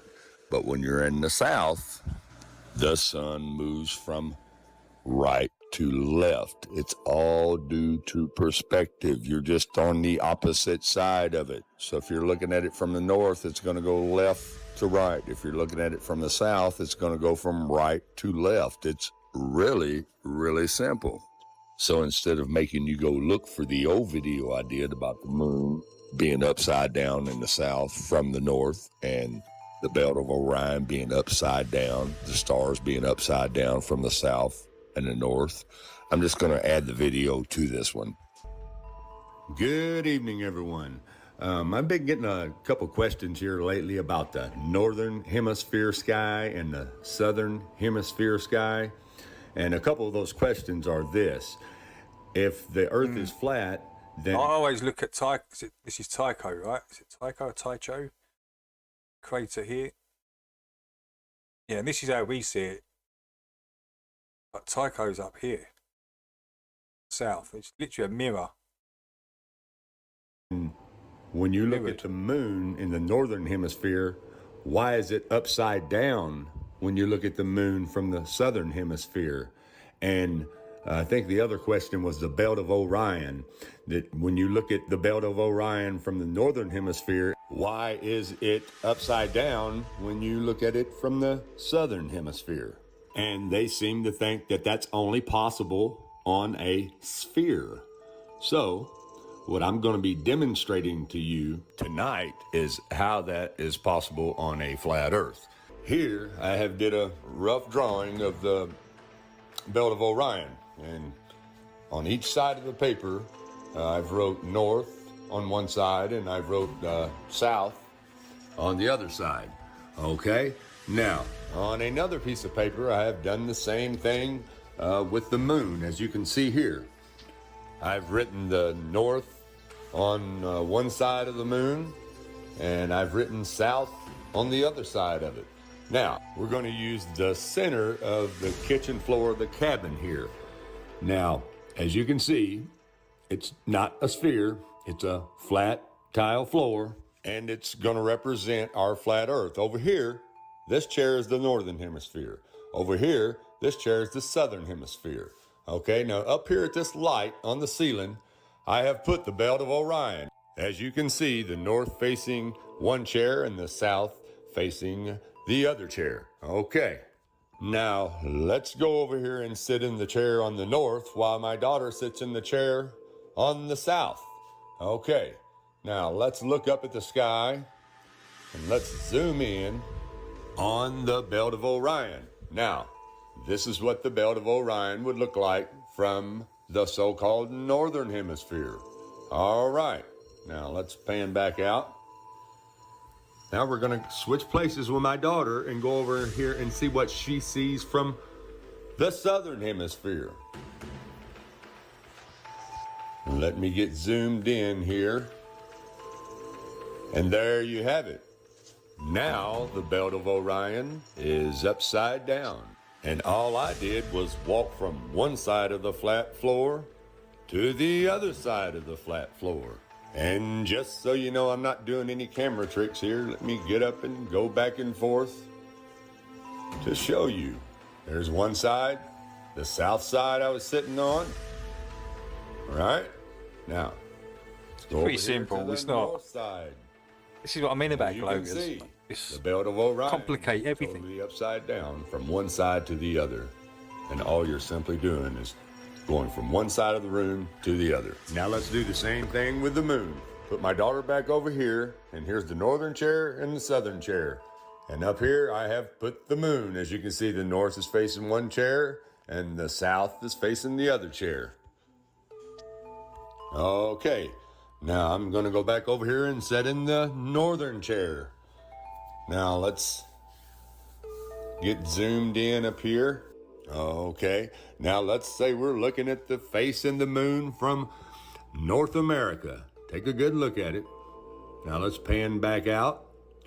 I'm going to get up walk over here and switch places with my daughter in Australia. Now let's zoom in and see what we see. Huh, imagine that. Now the face in the moon is upside down from what it looked like from the northern side of the room. Now let me get up and show you that, just like I did the Belt of Orion, so you know it's not camera tricks. Like I said, here's the face of the moon from North America, and when we go to South America, it's upside down. It's really, really simple. And as you can see, as I just proved, you do not have to have a sphere to see it in the opposite direction. Now, if there's some Globers that still don't understand that, then I'm gonna break it down really simple for you. Even a baby would understand this. Oh, it's oats. The sky is no different than the ground. Up is no different from down. When I look at this Quaker oat can, I see the face looking at me straight forward, okay? And I'm on a flat floor. Now, watch what happens when I walk around to the other side of this Quaker oat can. Imagine that. Now the face is upside down, just like the moon, just like all the constellations that you guys say, well, how can this happen? How can this happen? It's simple, just like this right here. I'm showing it to you. I stand on one side, I see it from one perspective. I go to the other side of it, I see it from the upside down perspective. Like I always say, hey, go back to school, get your crayons, and start over again, because it's really, really simple. Anyways, there you have it, guys. Everyone, thanks for watching. Have a good night. Hey, good stuff. That was flat out truth. Terry, I or something his name is. Right here on my desk damn. Sorry, guys. is a hard drive. God, And we didn't, none of us thought of this, which is redundancy. Guys, I'll get him off the list. Adios, Duffy. Adios. What we got?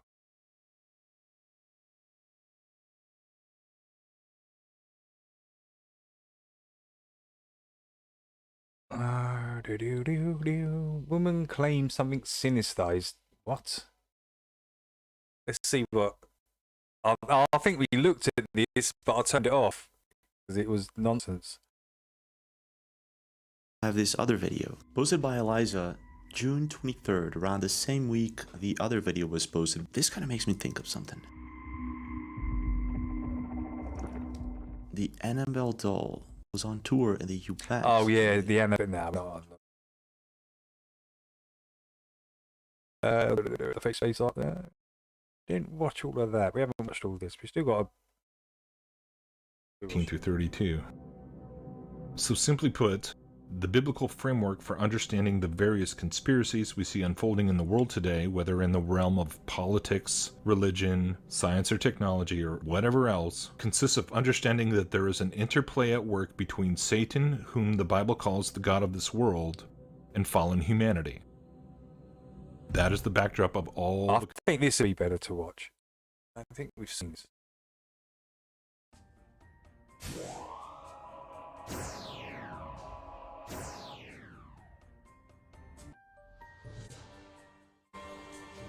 Oh, we did watch this, but it's quite interesting.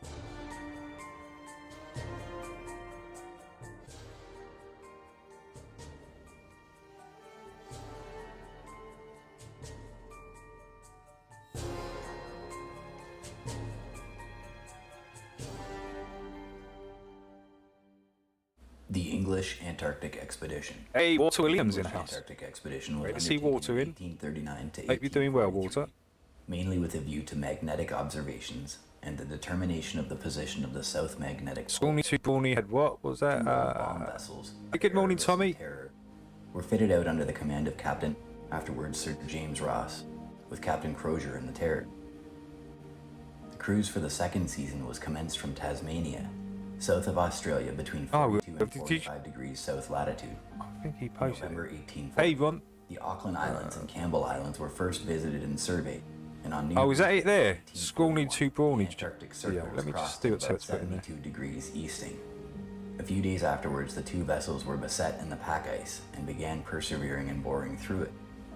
By January 10th, they succeeded and were clear of ice in 70 degrees, 23 minutes south. And next day, land was sighted, rising in lofty peaks and covered with perennial snow. That day, Ross passed the highest latitude reached by Cook in 1773 at 71 degrees, 15 minutes south. On a nearer approach to the land, there was a clear view to the chain of mountains, with peaks rising to 10,000 feet. And glaciers this video. intervening valleys. Oh, that's the video that Logical put in there. The land Okay, interposed cool. an This is the visual. It actually looks like a quality, obstacle to any actually. nearer approach to it. Captain Ross landed with great difficulty, owing to the strong tide and drifting ice, on a small island near the shore named Possession Island in 71 degrees, 56 minutes south, and 171 degrees, 7 minutes east. It's a good mashup. Inconceivable myriads of penguins covered I'll just the probably surface. play No Logical, vegetation was give him some views on it. Actually. Next morning, there was a southerly gale which moderated, and on the 18th of January, they were again sailing south in an unexplored sea. No mention is anywhere made of extreme long days to Back in a sec, correspond guys. with Just got to do coastal something. latitudes of the north, as there necessarily should be were the Earth a globe. On the 23rd day, they were in 74 degrees, 20 minutes south, and thus passed the most southern latitude reached by Captain Weddell in 1823. Sailing along the newly discovered coast, Captain Ross landed after much difficulty on an island named after Sir John Franklin in 76 degrees 8 minutes south.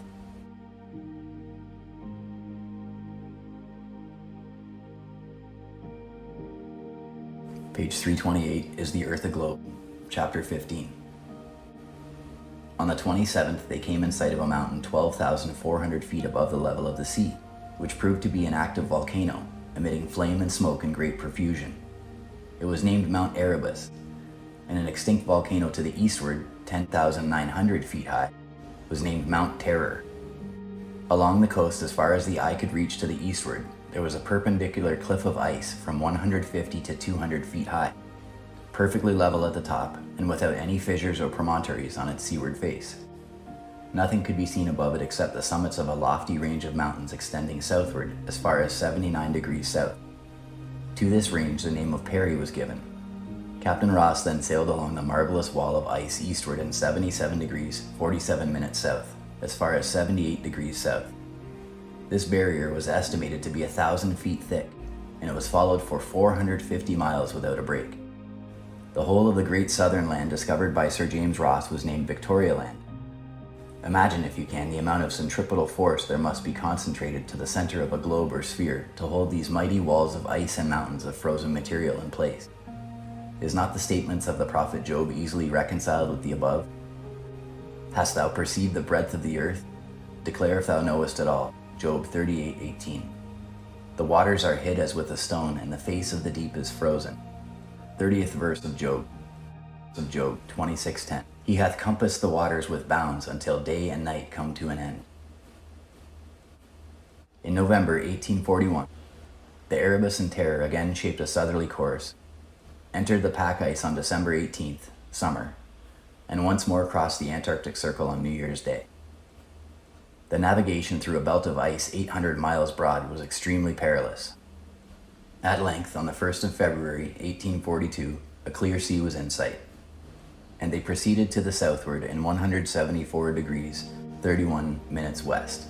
On the 22nd, they were surrounded with lofty icebergs aground, and at midnight the great ice barrier was sighted and its examination recommenced in 77 degrees 49 minutes south. Next day, the expedition obtained a latitude of 78 degrees 10 minutes south, by far the highest ever reached before or since. After escaping imminent dangers in navigating through chains of huge icebergs, Captain Ross took his ship northward and wintered at the Falkland Islands. Third expedition. In December 1842, the expedition sailed from Port Louis on the third visit to South Polar region, seeing the first iceberg in 61 degrees south. On the 28th, the ship sighted the land named after the Prince de Joinville by Dumont d'Urville, and the south side of the South Shetlands was surveyed. During February, about 160 miles of the edge of the packs were examined. On March 11th, the Antarctic Circle was recrossed for the last time, and the expedition returned to England in September 1843. Thus, after 4 years' most diligent work, ably conducted and quite unparalleled voyage, to the South Polar regions came to an end. Quote, 2 islands named Heard and McDonald were also visited on this wise, November 1853, by Captain Heard of the American ship Oriental. In February, they were driven southward by a gale of wind, and the first iceberg was discovered on the 12th in 60 degrees 52 minutes south. It was 200 feet high and about 700 feet long. On the 19th, the ship was at a dense pack of ice in 65 degrees 42 minutes south. And on the 4th of March, they bore up to Australia. Several deep soundings were taken, the greatest depth being 1,975 fathoms, corresponding to about 3 miles. The route of the Challenger was much the same as that of the Pagoda in 1845, but more to the north. With it ends the somewhat meager record of voyages across and towards the Antarctic Circle. CRM, Encyclopedia Britannica, Volume 19, page 330. Antarctic Exploration. We understand by authentic statistics that the expedition of the Challenger and the reports of her crews cost the nation the extravagant sum of over $1 million. This, the necessary result of which that government regards with cautious proposal as to any further scientific advances for any similar expedition. And it, we believe, expressed its discouragement of the proposed Antarctic expedition in connection with the Australian government. The Challenger did not openly admit that it had searched for the South Pole in vain. Oh no, but it sailed 3 times around the world, or upwards of 60,000 miles, without being able to say that it had been fortunate enough to ascertain the existence of any such wonderful locality. Of course, it may have gone on searching as long as its timbers or platings held together, and the same disappointment must have attended its efforts. Right here, a thought or two may be suggested to the reader. Were the Earth a globe or spheroid, inside of the Antarctic Circle, the degrees of longitude could not exceed 30 miles to the degree. But if we allow them 30 miles for adversities of winds, currents, ice, etc., and multiply 360 degrees by 60, we have 21,600, in order to make a circuit of 10,800 claimed by all globularists. Yet we can afford to be more liberal. We will call the multiplicator 120, and the product in miles will only reach 43,200, a little over 2/3 of their nautical record as above, and most of this inside the Antarctic Circle. But after a circuitous cruise like the above record, and a fruitless expenditure of over $1 million, it seems quite natural for them to feel somewhat crestfallen in regard to their previous importunateness with the government. Although the record does not state that they were in search of a South Pole, but a magnetic pole. Yes, and where did they expect to find it, if they found any such thing? And what did they expect to call it when found? A suggestion here will do no harm if it does no good. We charge nothing for our advice when it is not followed. The aforesaid expedition could have made just as great a failure with less money. $200,000 or $300,000 expended in sending one expedition southwest of Melbourne and a second southeast. They would end themselves at a distance of 1,000 miles or so, the same as a rat in a barrel, and still find themselves as far from their magnetic pole as the north is from the south, the east from the west, or the kingdom of heaven is from the earth. But in the words of another, we would say, to be looking for a South Pole at the end of the 19th century just because some pagan astrologers conceived the idea of a planet Earth some 2,000 years ago, and men are yet found who pretend to accept this heathen blasphemy, is presumption in the extreme. The ice barriers which constitute the Earth's circumference extend for some 30,000 or 32,000 miles, but present no opening large enough for the passage of a seal or walrus. No alternation of long days, as in the Arctic region, but the months of May, June, and July are enshrouded in one long, dreary night. The snow never thaws, and the crash of the falling icebergs appalls the stoutest hearts.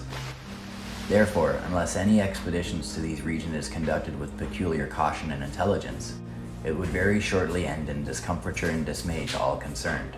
And if anything is attempted beyond the inquiry whether there is any southeast or southwest passage, no possible result can follow than loss and discredit to the promoters and cruel suffering to the parties engaged.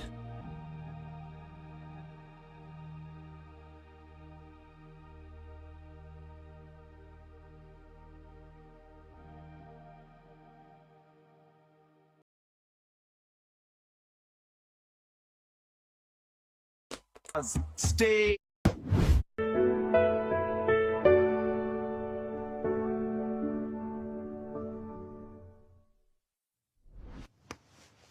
Once you know this, your life will never be the same. Are you ready?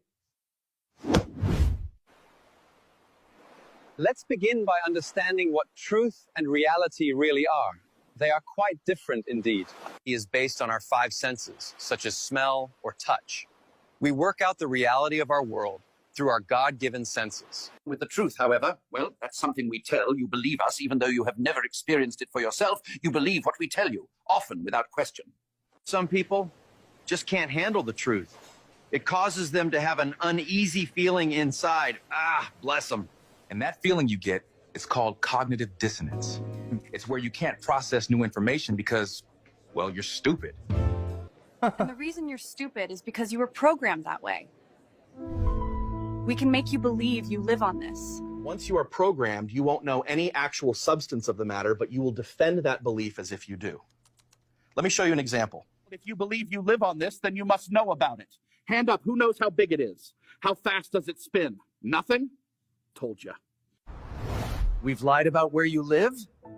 In fact, we lie about everything all the time. All ancient cultures knew the earth was flat and stationary, covered with a dome roof. We are not savages. We are ancient spiritual people. We even knew we had 2 kinds of stars, fixed and wandering. Fixed stars stay in their relative position night after night, forever, just how we see them. Wandering stars are different. They do their own thing and make pretty cymatic patterns over our flat, stationary Earth. They all revolve around Polaris, the North Star that never moves, directly above the center of our world. We even knew the sun and moon are the same size, small and local. We even knew that our world was disc-shaped and surrounded by an ice wall at the furthest point south. We knew the flat horizon we see stays at eye level, no matter how high we are. Did you know there is not a single experiment that proves a globe or motion? In fact, some show it's flat and stationary. Well, that's interesting. Are you following so far? Let's get you back to the timeline. Let's take you back to ancient Greece in 500 BC. Hi, I'm your boy Pythagoras. The Earth could indeed be spinning. That would explain the movement of the stars. Yo, I'm the Aristotle. It's 400 BC, and flat Earth has no bottle. I can see the ship go over the curve. No, you can't, mate. Use this. Brings it back. The Earth is globe because of sticks and shadows. I'm Eratosthenes. I did the experiment. Oh, it works on a flat Earth as well. It's a small local sun. Idiot. After Mr. Eratosthenes, all globe Earth ideas vanished for nearly 2,000 years until this chap arrived. I'm the Freemason Ferdinand Magellan. It's 1522, and I've sailed the world, you melon, many times from east to west. Yeah, Ferdinand. Everyone has done that. No one has gone from north to south, though. Muppet. Yeah, you can't get past Antarctica. It's patrolled by the United Nations military, and they even use the flat Earth on the UN flag.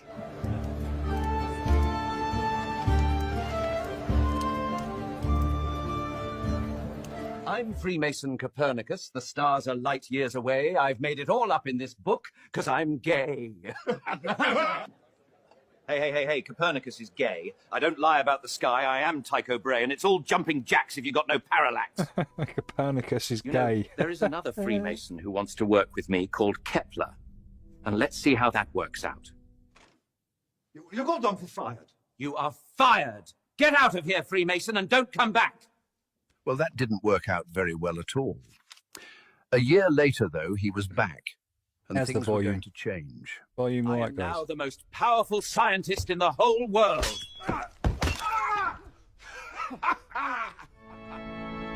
I am Kepler, Freemason, and now the leading authority on made-up space. And I got away with murder!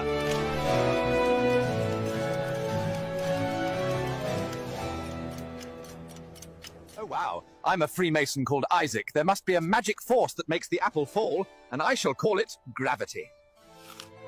Help! Help me! Density and buoyancy are a bitch, my G. It's 1773, and I'm big boy Captain Cook. We should sail out to Antarctica. It's only 12,000 miles around. Shouldn't take too long. Who's with me? Will slap my thigh and call me Mary. We have sailed over 60,000 miles and not found a way in. How can that even be possible if the Earth is only 24,901 miles around? Hello again. Thought I'd pop in to make sure you're still following. You are?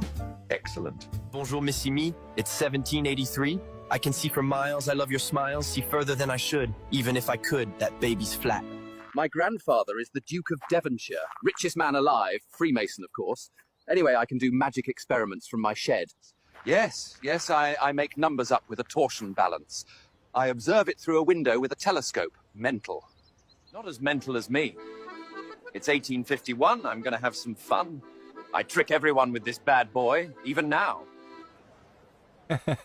Yo, yo, yo, it's the row, row, row. Samuel's the name. It's 1864 and I am back again. Trying to measure the curve. Ooh, what a nerve. Turns out it's flat, though. I'll write a book called Zetetic Astronomy, laying it out for a curve measure wannabe. It's 1871. I'm the number one. Got a scope. Lots of glober hope. Does the Earth move? Nope. He's rhyming. Because I'm Big George Airy. I ain't no fairy, bro, but this don't show no spin. We're Mickelson and Morley, feel a little poorly, we're getting in our groove, but the Earth doesn't move. Ah, you're still here. Fabulous. Things seem to be moving along rather splendidly. Into the 1900s now. Did you know it's 1903 and we have just managed to invent the airplane? I wonder if we will fly over the curve. I don't think that's going to happen. Around this time, the flat Earth was taught everywhere, and people knew the Earth was flat. Until this chap came along. It's Albert here. Relativity is clear. Put in their book. Without a second look, now time to marry my cousin and her daughter. He did do that, didn't he? It's something weird like that. There's that picture of Einstein wearing women's sandals. Have you seen? Poncho used to show it. It used to crack me up every time I used to see that picture. He used to show it. He's sitting there with his legs crossed, with wearing women's shoes. So bizarre. So bizarre. George is the name. Hoaxing the Big Bang is my game. Boom. So yeah, there I was, Big Bang hoax complete. Me, Albie, and all the boys serving the agenda not to help mankind in any way. It's 1931. Holy moly. No. It can't be. It looks flat. Wasn't expecting that. With an upturned edge. Surely not the ice wall. Oh, war is coming. They needed something to divide the people, destroy old world technology. We may talk about that another time.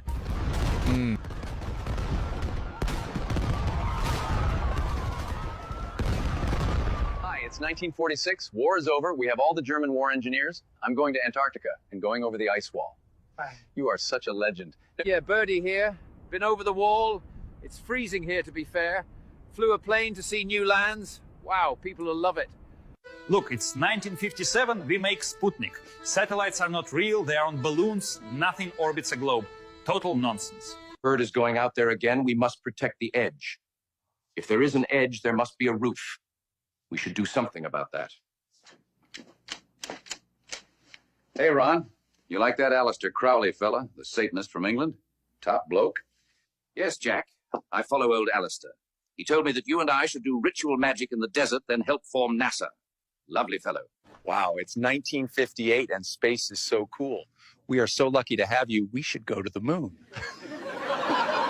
We signed this treaty and put it in place to protect the penguins. No one can go there apart from us. By Jove, what a lot has happened. Are you starting to get it yet? It's fascinating, isn't it? Strap in, more to come. Now Bird has helped us secure the edge. We don't know how high the firmament is. We should do something about that. It's 1962, and we are going to launch missiles at the sky for 4 years straight. It's called Operation Fishbowl. We are insane. We can tell them it's for radio or something, but we are actually measuring the roof. Holy moly, there's a roof? Ladies and gentlemen, it's 1969, and later this year, we are going to the moon.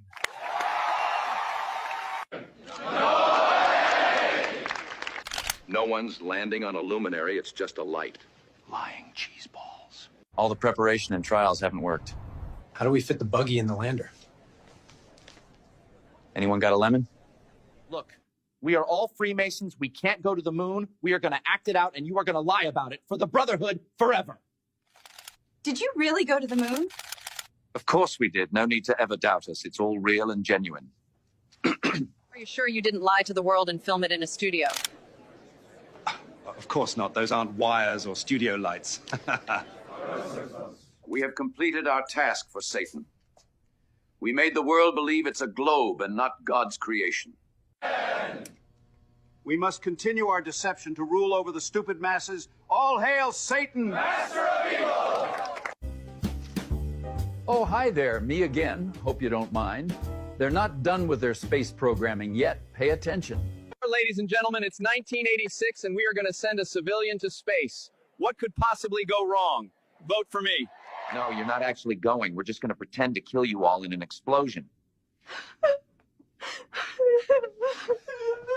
Okay, that's enough. We'll just say you all have identical twins. No one will ever know. Sharon, stop crying. You can go back to teaching. That's how we fool you. We play with your mind so we can steal your soul. I know what we need, a constant reminder in the sky. We shall pretend we have a space station. Absolutely fabulous. I fly the space station. It's just a tripped out B-2 bomber that looks real so the Globers can take a picture. Yeah. They think it's real. They are so dumb. Well, there you have it. The battle eternal, flat or round. We only hope one day we have an army of flat earth. That's pretty cool, that. I like that. That's Born Again Veteran.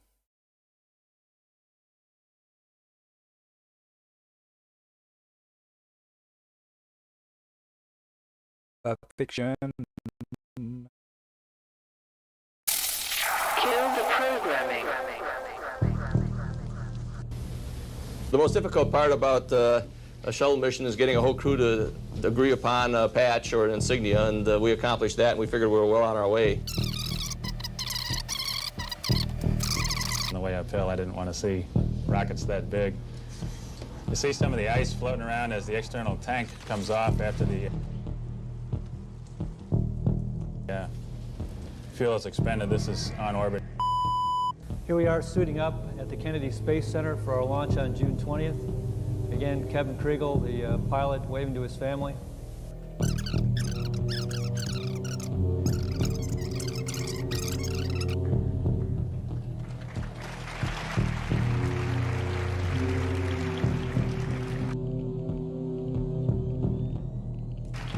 Well, it was just absolutely fantastic to see.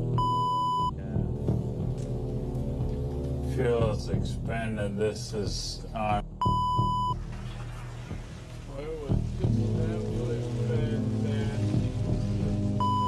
Yeah. Well, it was just Fuel is expended. This is on.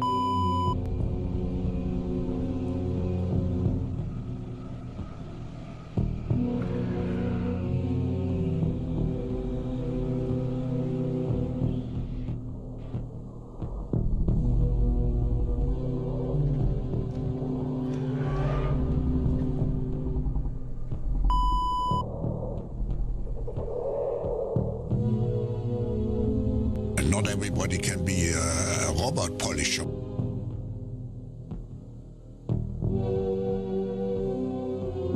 Next question? Yes, over here. Right. In episode BF-12, you were battling barbarians while riding a winged Appaloosa. Yet in the very next scene, my dear, you're clearly atop a winged Arabian. Please to explain it. Yeah. Well, whenever you notice something like that, a wizard did it. I see. All right, yes. But in episode AG-4... Wizard. For blaming out.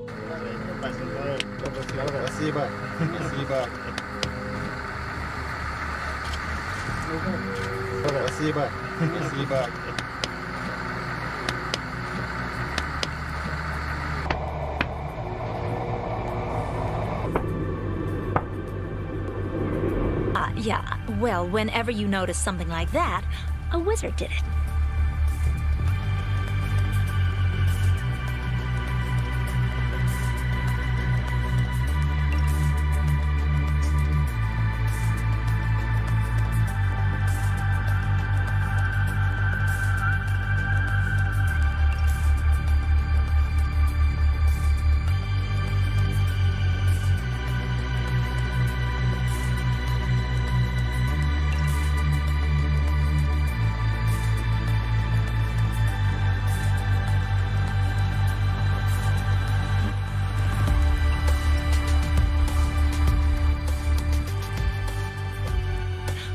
wizard did it. We will now examine the extensive fabrications and deceptions promoted by NASA and other space agencies that have constructed a completely fictitious narrative and framework of cosmology in the Earth. This will sharpen our discernment and help expose this elaborate psyop that, as of recording this, diverts into itself an astonishing $72 million per day in taxpayer funding. In countless video interviews, allegedly from the International Space Station, female astronauts are clearly seen to have their hair rigidly set, presumably by hairspray, as it springs back to its original position with each movement of their head.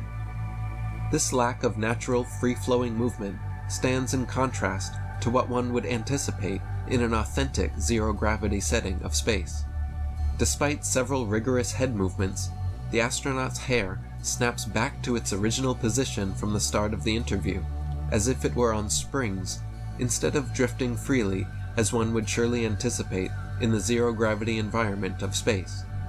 Why would there be a need to orchestrate such an effect when untethered, free-floating hair would naturally occur in a low-gravity setting? If stray hair were a practical concern, simple solutions such as wearing a NASA-branded hat or tying the hair back in a bun or ponytail would suffice. Instead, NASA constructs the illusion of a weightless environment. A wizard did it.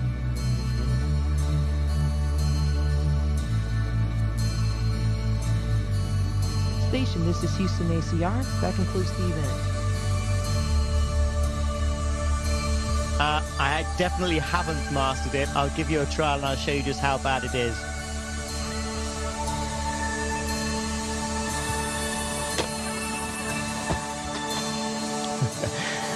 Practice makes perfect. Give me another week. Wizard. Yeah, I didn't actually catch that. I've watched this bit of footage for ages. The harness snaps. Listen, there it is. Listen to the harness snap. He falls.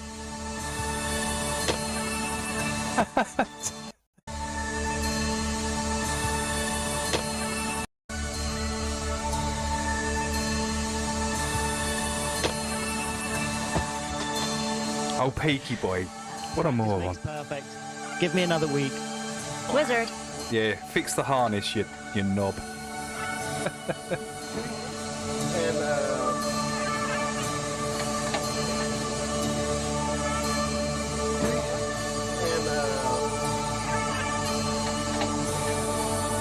Wizard.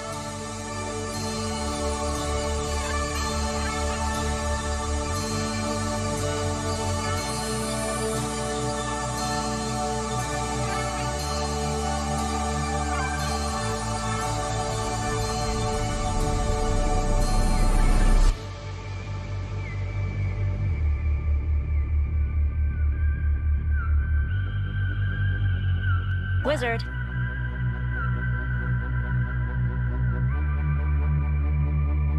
A wizard did it.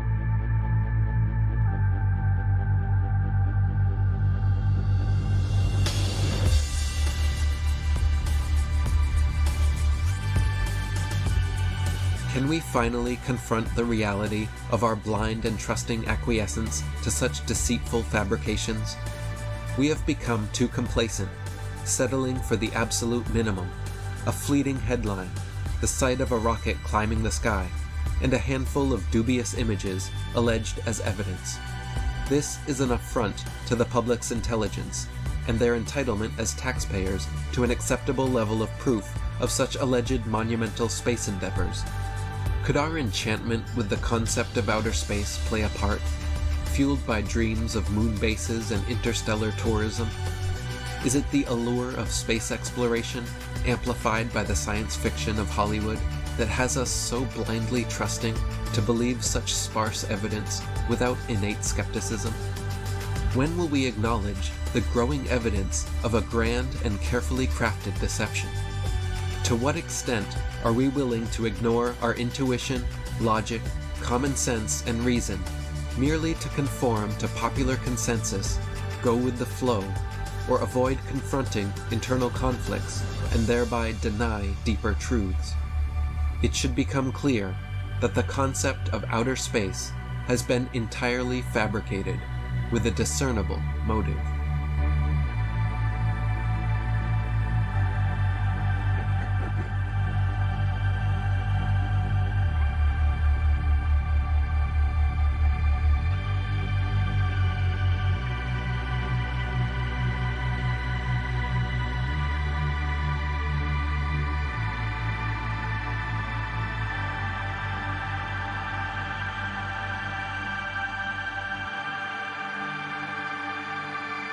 A wizard did it.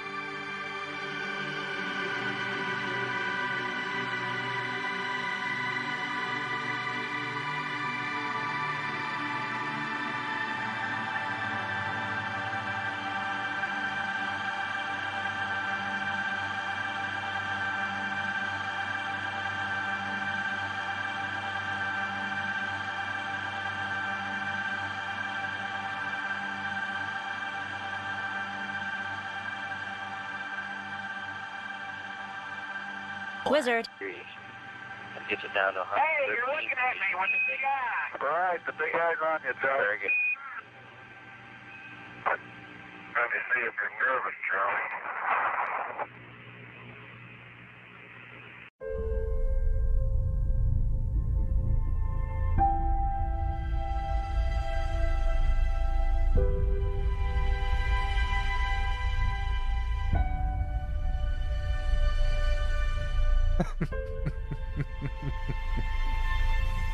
A wizard did it.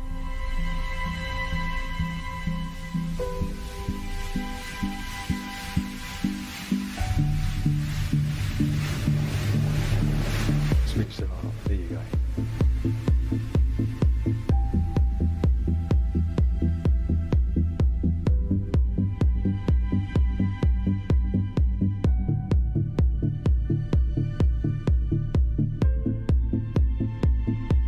Terrible. Absolutely terrible. You can't tell that's fake. You're a moron.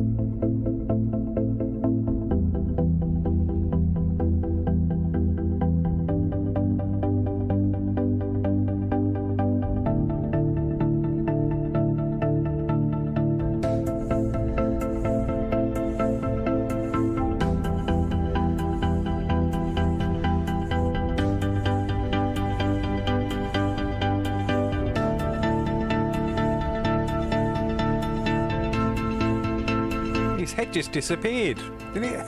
What's it there? Right there. Oh dear. Oh dear.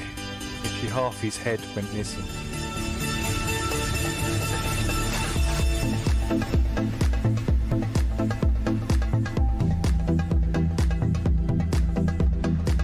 Oops.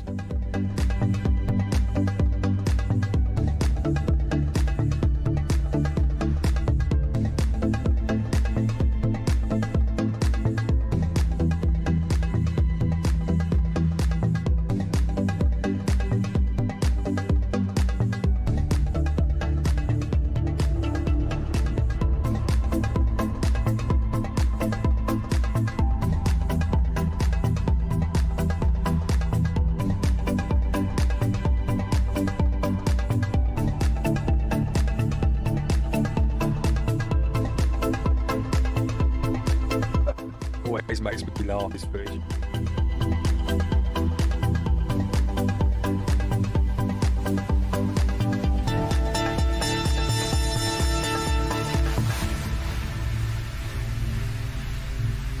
What was he doing? What's this dude doing in the background? What's he doing? Is he doing techno dance? Is he dancing to the music? What's he doing? Absolute mong. What is he doing?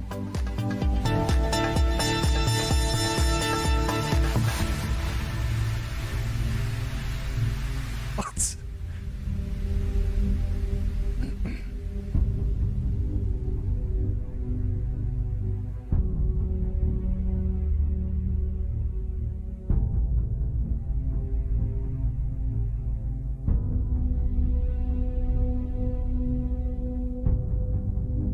Yeah, well, whenever you notice something like that, a wizard did it.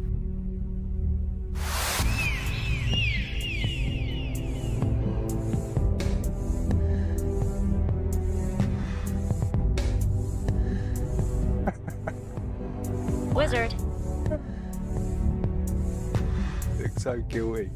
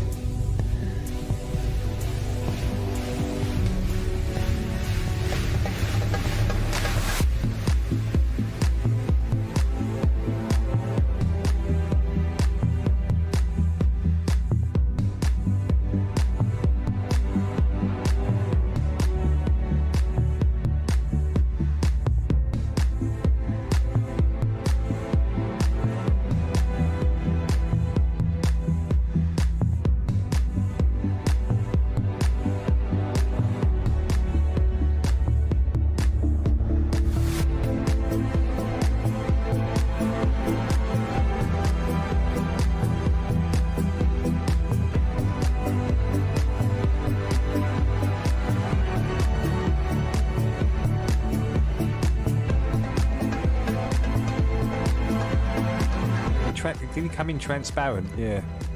Then just fading him in. Terrible. Terrible. The transparent, yeah, as soon as...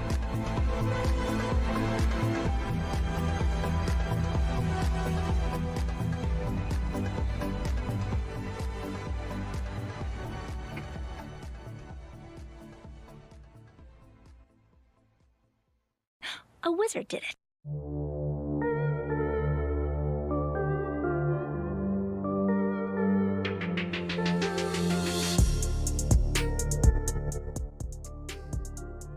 Finding out that you've been lied to on a large scale is a very humbling experience. To think that you could have been deceived, similar to a child believing in Santa Claus. Why would they lie about Santa? And why would they lie and pretend to be going to space and putting us on a fake cartoon ball? It's a really good question, but what I'm going to address today is just the obvious and undeniable proof that we've been lied to. It's been a while since I've put together a compilation of all of the fraud in space, and I'm not going in any particular order, and I will show only the ones that have not been disproven, because there's no way to argue your way out of these guys being deceivers and using tricks to deceive all of us. They don't always get caught, but sometimes like this, where you have Don Pettit pretending to drink coffee out of his homemade container that is spill-proof due to the properties of water and the angles of this cup that he has made. His engineering skills are being shown off, but what happens is the coffee comes out of the container, but not in a natural way. It literally shoots straight through the plastic and turns into a computer animated square, just like it is a computer animation, virtual augmented reality. And that's what he has, and he's showing it off. Luckily, thanks to the Father, sometimes these deceivers get caught, and those who have eyes can see the deception. That is not possible with any other technology than multi-layered virtual reality. They have unlimited resources to pull this stuff off. It's not extremely hard to do. It is difficult, but they have more money than Hollywood. Now, this next one, this one's kind of funny because Mr. Hatfield over here, he's one of their favorite people to put in front of the camera because he's very charismatic. But on this day, when he was showing off his singing skills, the microphone does something special. It literally penetrates his head, his ear, and eventually his throat and his face. And you can't make this up. It's just that multi-layered technology malfunctioning. And the microphone is literally sticking out of his neck, as you can see here. You can't un-CGI your way out of this when you're doing it live. This is live. And so you have someone talking into his ear and telling him, hey, buddy, you probably need to pull your head away. You're going into his neck there. Into your neck. And so that's what he does. In the middle of his song, he's just started this song, he pulls away. And then they cut to the damage control room like they always do. And you have the man over here taking pictures who realizes this. He's probably zoomed way in on the screen. And then he puts his camera down and makes the face of like, oh no, this isn't good. Look at that face. And so he wants to take another picture, but he does the right thing and avoids losing his job and his life. But those are just two little computer animation fails. This next one is one of my all-time favorites. It's our first time seeing the stars from space. This was taken before NASA started faking space. This was the US Air Force. And it's probably why they decided to just devote a branch to focusing on faking of space. Because here's the footage taken from the capsule, or so they told us. And there's the moon, the Milky Way galaxy at the bottom. You can see the moon. Look at the moon. And I'm sorry to laugh. Some of you may believe this is real. And, you know, I really hope that you'll just take a closer look at it. I don't know what to tell you. It's NASA's first song. Look at this nonsense. People claim it's real. It's okay. If you think this is real, you just might want to go get your eyes checked, because to me this looks like they stole some kid's light bright and just had their way with it. There is literally a star inside the crescent shape of the moon. Looks like a face when you turn it the other direction. It's pathetic. So that was the early days of fake space, and it's probably why on the moon missions they just did not show us any stars, or anytime you see anything like a picture of a planet or Earth, there's never any stars involved, even though we can go outside and take a picture of the moon and have stars in the background. Now, for those of you who don't believe that this is fake, you can read the article yourself. This is from the British Faith, a news organization, and they say that the shot of the starry sky, including the moon, was taken from the capsule. That's their claim. You can look at it again and see if that's what you think. Maybe that's what the firmament really looks like, and that's what they're hiding. But I believe it's deception. Ah, yeah. Well, whenever you notice something like that, a wizard did it. Now, flash forward. After the Apollo missions, they were doing tons of these missions called the STS missions, where they were taking that airplane up to space and doing lots of satellite launches and different studies. And it was a lot easier because they could just come back and land at a little runway. And they were doing this all the time, like clockwork. So there's lots of those missions to look at. And with highlight tapes, which is what they showed us, it's a lot easier to pull off some tricks because you're only showing the good stuff that doesn't malfunction. But sometimes someone doesn't get the memo that there is an obvious fail in the picture or in the video. And in this case, the string that is lifting up this satellite that they're pretending to just shoot out into deep space becomes visible for a brief moment. Back in the day, we didn't catch this because we didn't have internet. We couldn't replay it. Now we do. And now it's kind of like, you know, Santa Claus's beard getting pulled off. You have to realize you're being lied to. These people looking out the window, pretending to carry out these missions, are actors. They're some of the happiest people on Earth. Even though you can put somebody like me in an airplane, and I love to fly, for about 15 hours, I'm no longer happy. These people are in there for, you know, nowadays like a year. And they're just perfectly smiling, happy people. They don't go crazy at all. I would go insane.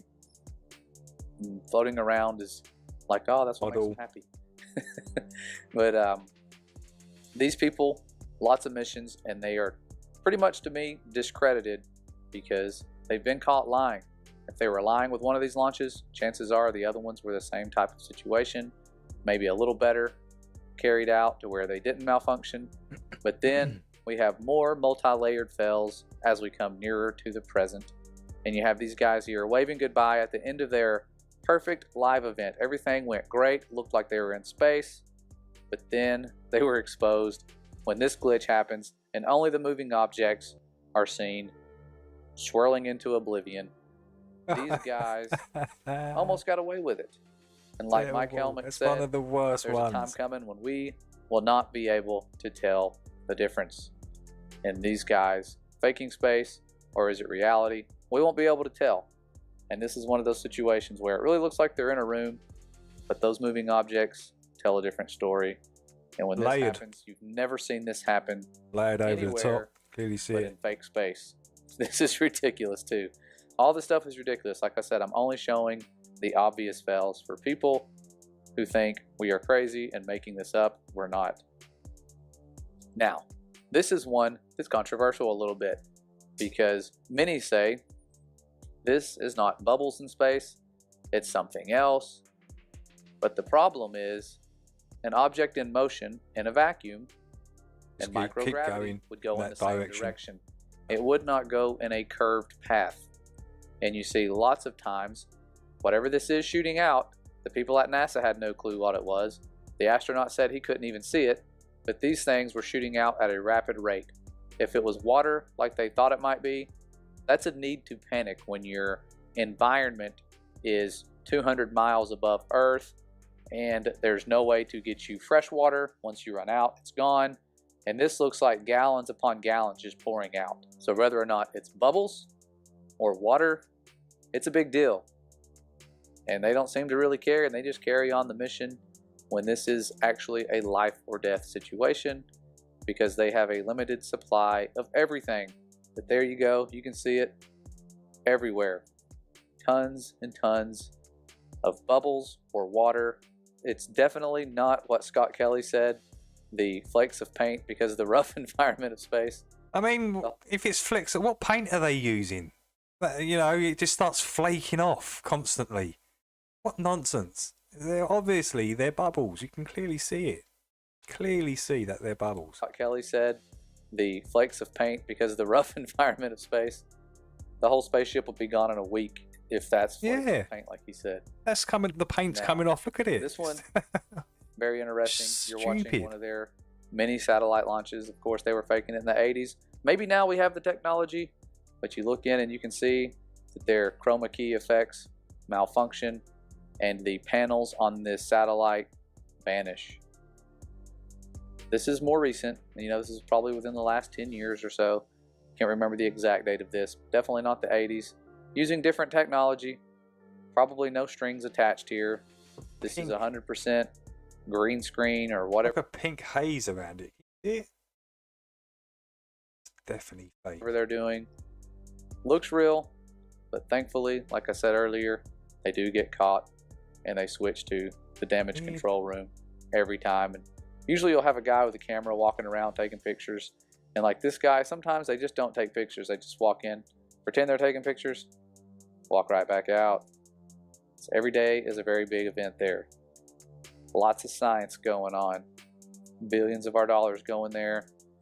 And somehow they're able to invest that into t-shirts and all sorts of other business adventures and make money and keep the money and keep the profit. But here is something I came across the other day. This is really recent. This is like from this decade. And you see here, this is supposedly deep space. Look in the background. Where did they go? Did they accidentally go over Antarctica? This looks like tons and tons of bubbles. Or it could be water, ice, something like that. They're in water, for sure. There is a lot of this stuff moving from all different directions. They're moving like bubbles as well. It's insane. I've never seen this much debris in space. This seems like it could be dangerous. But some of these, like the other footage, are not moving in a straight line. Like you can see, there's a little orb right here, and it moves in a curved path. This thing is definitely going in a curved path in a different direction. I've adjusted the brightness so you can see these better, but this is crazy. I've never seen so much of these bubbles or ice or whatever this is in space.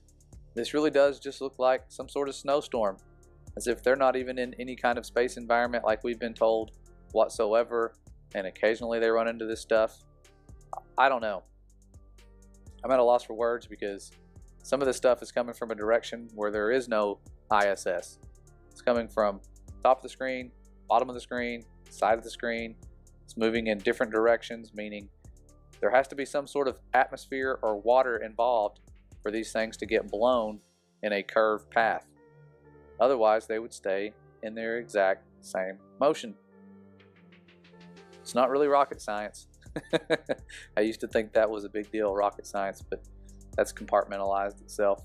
Now, other than that, there are countless other times where they've been caught and they've had things happen to where, let's just say, wire harnesses have been exposed, or maybe their virtual reality toy vanishes and they grab at nothing. Lots of other things that people can try to dismiss and make excuses for, but there's only so many excuses we can make. And like you've seen here, tons and tons of obvious deception. Do they always get caught? Not really. They've actually done a really good job of carrying on such a lie. Those poor people from Amsterdam thinking they had a piece of moon rock and it was just a bit of old wood. Before many of you were born, NASA they were sent doing them. this stuff with all the resources they need, and it's worth all the money in the world to them and all the resources to hide the truth, because that's what it boils down to. Understanding who we are, who made us, and what we live on has to remain hidden for their power structure and future deceptions to work. When you suggest that you have space, therefore second law of thermodynamics doesn't apply, it's a begging the question fallacy. How can you have gas pressure without a container? Because the natural instinct of a fundamentalist globe-believing fundy is to beg the question of the sky vacuum and then tell us that obviously the second law of thermodynamics doesn't apply because the gas isn't filling my presupposition that the sky is a vacuum. Well, that's a begging the question fallacy, to assume that you've got a sky vacuum and therefore not require a justification for its violation of that particular law. That would be an entropy increase, or standard gas law. The volume that you would calculate it with would be the volume of space the gas has to fill. And if the sky was a vacuum, that would be an availability of volume for the gas we breathe to fill. And fill it must. That's what gas does. It expands in all directions. So the gas we're breathing, which is at pressure, would fill the sky vacuum. Now their response is often to say, well, we have a gas pressure gradient, which is merely a delta of the original question and assertion when you've got a sky vacuum belief. How can you have gas pressure in the first instance without a container? And they would say, well, a delta of gas pressure gradient is something we experience. But, well, how did you achieve the gas pressure in the first place without containment? And the answer is you can't. It stands directly in violation of several natural laws. Without the container, there can be no pressure. Therefore, if the sky was a vacuum, as asserted in the heliocentric rhetoric, then the gas we breathe would fill the space. Outer space, claimed to be a vacuum, is fake. Therefore, any claims from that claim to be sky vacuum are automatically fake, including but not limited to pictures of Earth from space. The region is fake, second law of thermodynamics violation. Therefore, the pictures claimed to have come from the fake region are also fake. Orbits in a sky vacuum, which is also a begging the question fallacy, which I won't detail now, is claimed to take place in a fake place called space, therefore automatically fake. Same goes for satellites, all debunked by the second law of thermodynamics and several other laws of nature, descriptions of how things occur always. Standard gas law, Boyle's law, Avogadro's law, these are all violated by the assertion that we have a sky vacuum. We don't. And any stage performance that comes from that region is also fake, including the ISS, taking place on a stage on Earth, on high wire, not in a second law of thermodynamics violation sky vacuum. Ah, yeah. Well, whenever you notice something like that, a wizard did it.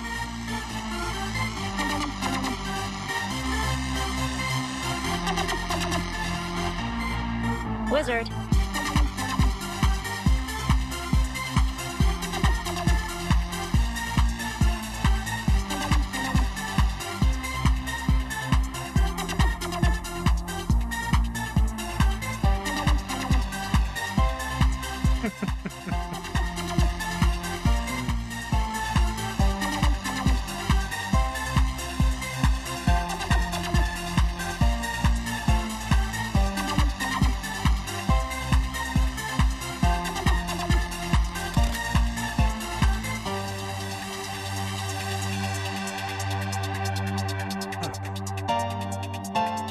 Guys, that's about it for the day.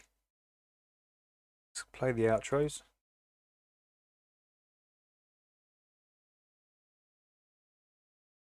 The greatest form of control is where you think you're free when you're being fundamentally manipulated and dictated to. One form of dictatorship is being in a prison cell and you can see the bars and touch it. The other one is sitting in a prison cell but you can't see the bar, you think you're free. What the human race is suffering from is mass hypnosis. We are being hypnotized by people like this. Newsreaders, politicians, teachers, lecturers. We are in a country and in a world that is being run by unbelievably sick people. The chasm between what is people in there, and what is really going on is absolutely enormous. It's like we all know what's going down, but no one. Let's do a few little shout outs. People in the chat. Big shout to Laura, Scotty Dog, Logical, Tomo, CL300, Ron, Dorian, Rune, London Girl, welcome in.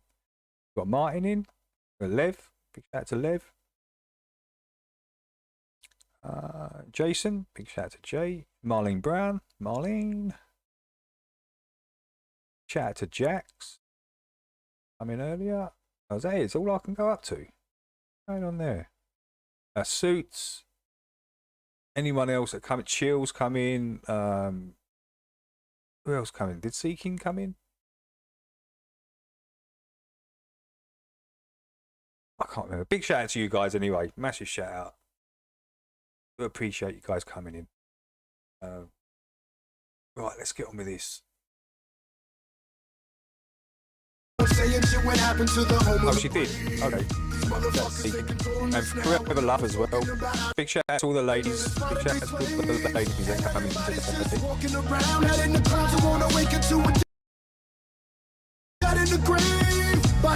Don't worry about the guys. Everybody is slaves. The government releasing poison in the air. That's the reason I collect so many guns in my lair. I ain't never caught slipping, never underprepared. Yeah, they shade sign on me. They display it proudly. George Bush, the grandson of Alistair Crowley. They want you to believe the lie that the enemy Saudi. The enemy ain't Saudi, the enemy around me. It's fluoride in the water, but nobody know that. It's also a prominent ingredient in Prozac. For real? How could any government bestow that upon people who believe in political throwback? That's not all that I'm here to present you. I know about the Black Pope and Solomon's Temple. Yeah. About the Vatican assassins and how they will get you. And how they clone Barack Hussein Obama in a test tube. It's like we all know what's going down, but no one's saying shit what happened to the home of the brave.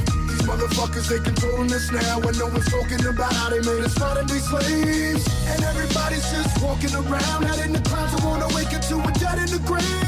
By then it's too late, we need to be ready to raise up. Welcome to the end. Whoever built the pyramids had knowledge of electrical power. And you know that that's the information that they suppress and devour. Who you you think the motherfuckers that crashed in the tower? Who you think that made it turn into ash in an hour? The same ones that invaded your own. The ones that never told you about the skeletons on the moon. Yeah, the ones that poison all the food you consume. The ones that never told you about the Mount Vesuvius tombs. The bird flu is a lie. The swan flu is a lie. Why would that even come as a surprise? Yeah, the beast has war, you wolf made you die. It caused cancer and it cost a lot of people their lives. Do y'all know about Bohemian Grove? How the world leaders sacrificing children in robes? Lucifer is God in the public school system. I suggest you open up your ears and you listen. It's like we all know what's going down, but no one's saying shit what happened to the home of the brave. These motherfuckers, they controlling us now, and no one's talking about how they made us modern day slaves. And everybody's just walking around, head in the clouds and won't awaken to a dead in the grave. But then it's too late, we need to be ready to raise up. Welcome to the end of days. The greatest hypnotist on planet Earth is a oblong box in the corner of the room. It is constantly telling us what to believe is real. If you can persuade them that what they see with their eyes is what there is to see, you got them. Because they'll laugh in the face of an explanation that portrays the bigger picture of what's happening. And they have.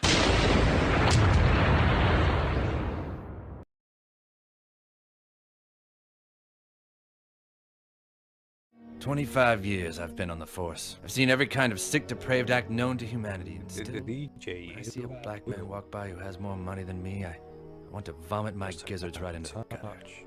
But why? Maybe there is no reason. Maybe there's just a big blue ball out there that's mostly covered with water, and we're just going along for the ride. DJ Ill Will. Oh, this is Bo jiggling balls in your mouth all day, every day. Hey, you tuned in to Fuck What You Heard Radio, where you can stick a dick in your ear and shut the fuck up, bitch. But anyway, we got your new K-Dot record. I know you in traffic. Where you at, baby? Down Rosecrans, 87 Regal, sipping on a gold can, gun tucked like the fetal position. Top dog coalition, coexisting with the coldest whoever quoted from California district. Been a corner like David Banner, I'm the owner of the marijuana aroma. You smelling, hit a donut, yelling, it's me, bitches. Who did it? I did it. Take them where they can't go. Like Planet Venus, leaning like a mad scientist. Laboratory bottles of empty Heineken, telling stories about the ones that came before me. Chinamen squinting this eye because I'm blooded. My shine is bigger than the striker lighting, and they like it him because I like to win, never lose. Put me on a pedestal, bet I pedal victories until I pedal off my shoes. Welcome to the Lions Room, challenge anybody who wanna try they luck to get fucked up, and all you heard was ooh. Say hello to the little big homie, and your reality ain't realer than this, homie.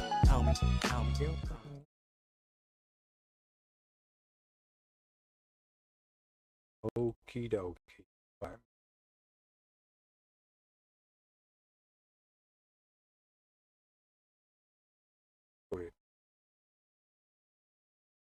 It's lovely. Hey, Jimmy. Great to see you in, Jimmy. Fiona, welcome in. All right, guys. Hey, big shout out to Tommy as well. Big shit. Suits. All right, guys. Have a wonderful weekend. I will see you next Thursday, 9 AM GMT. Till then, take care.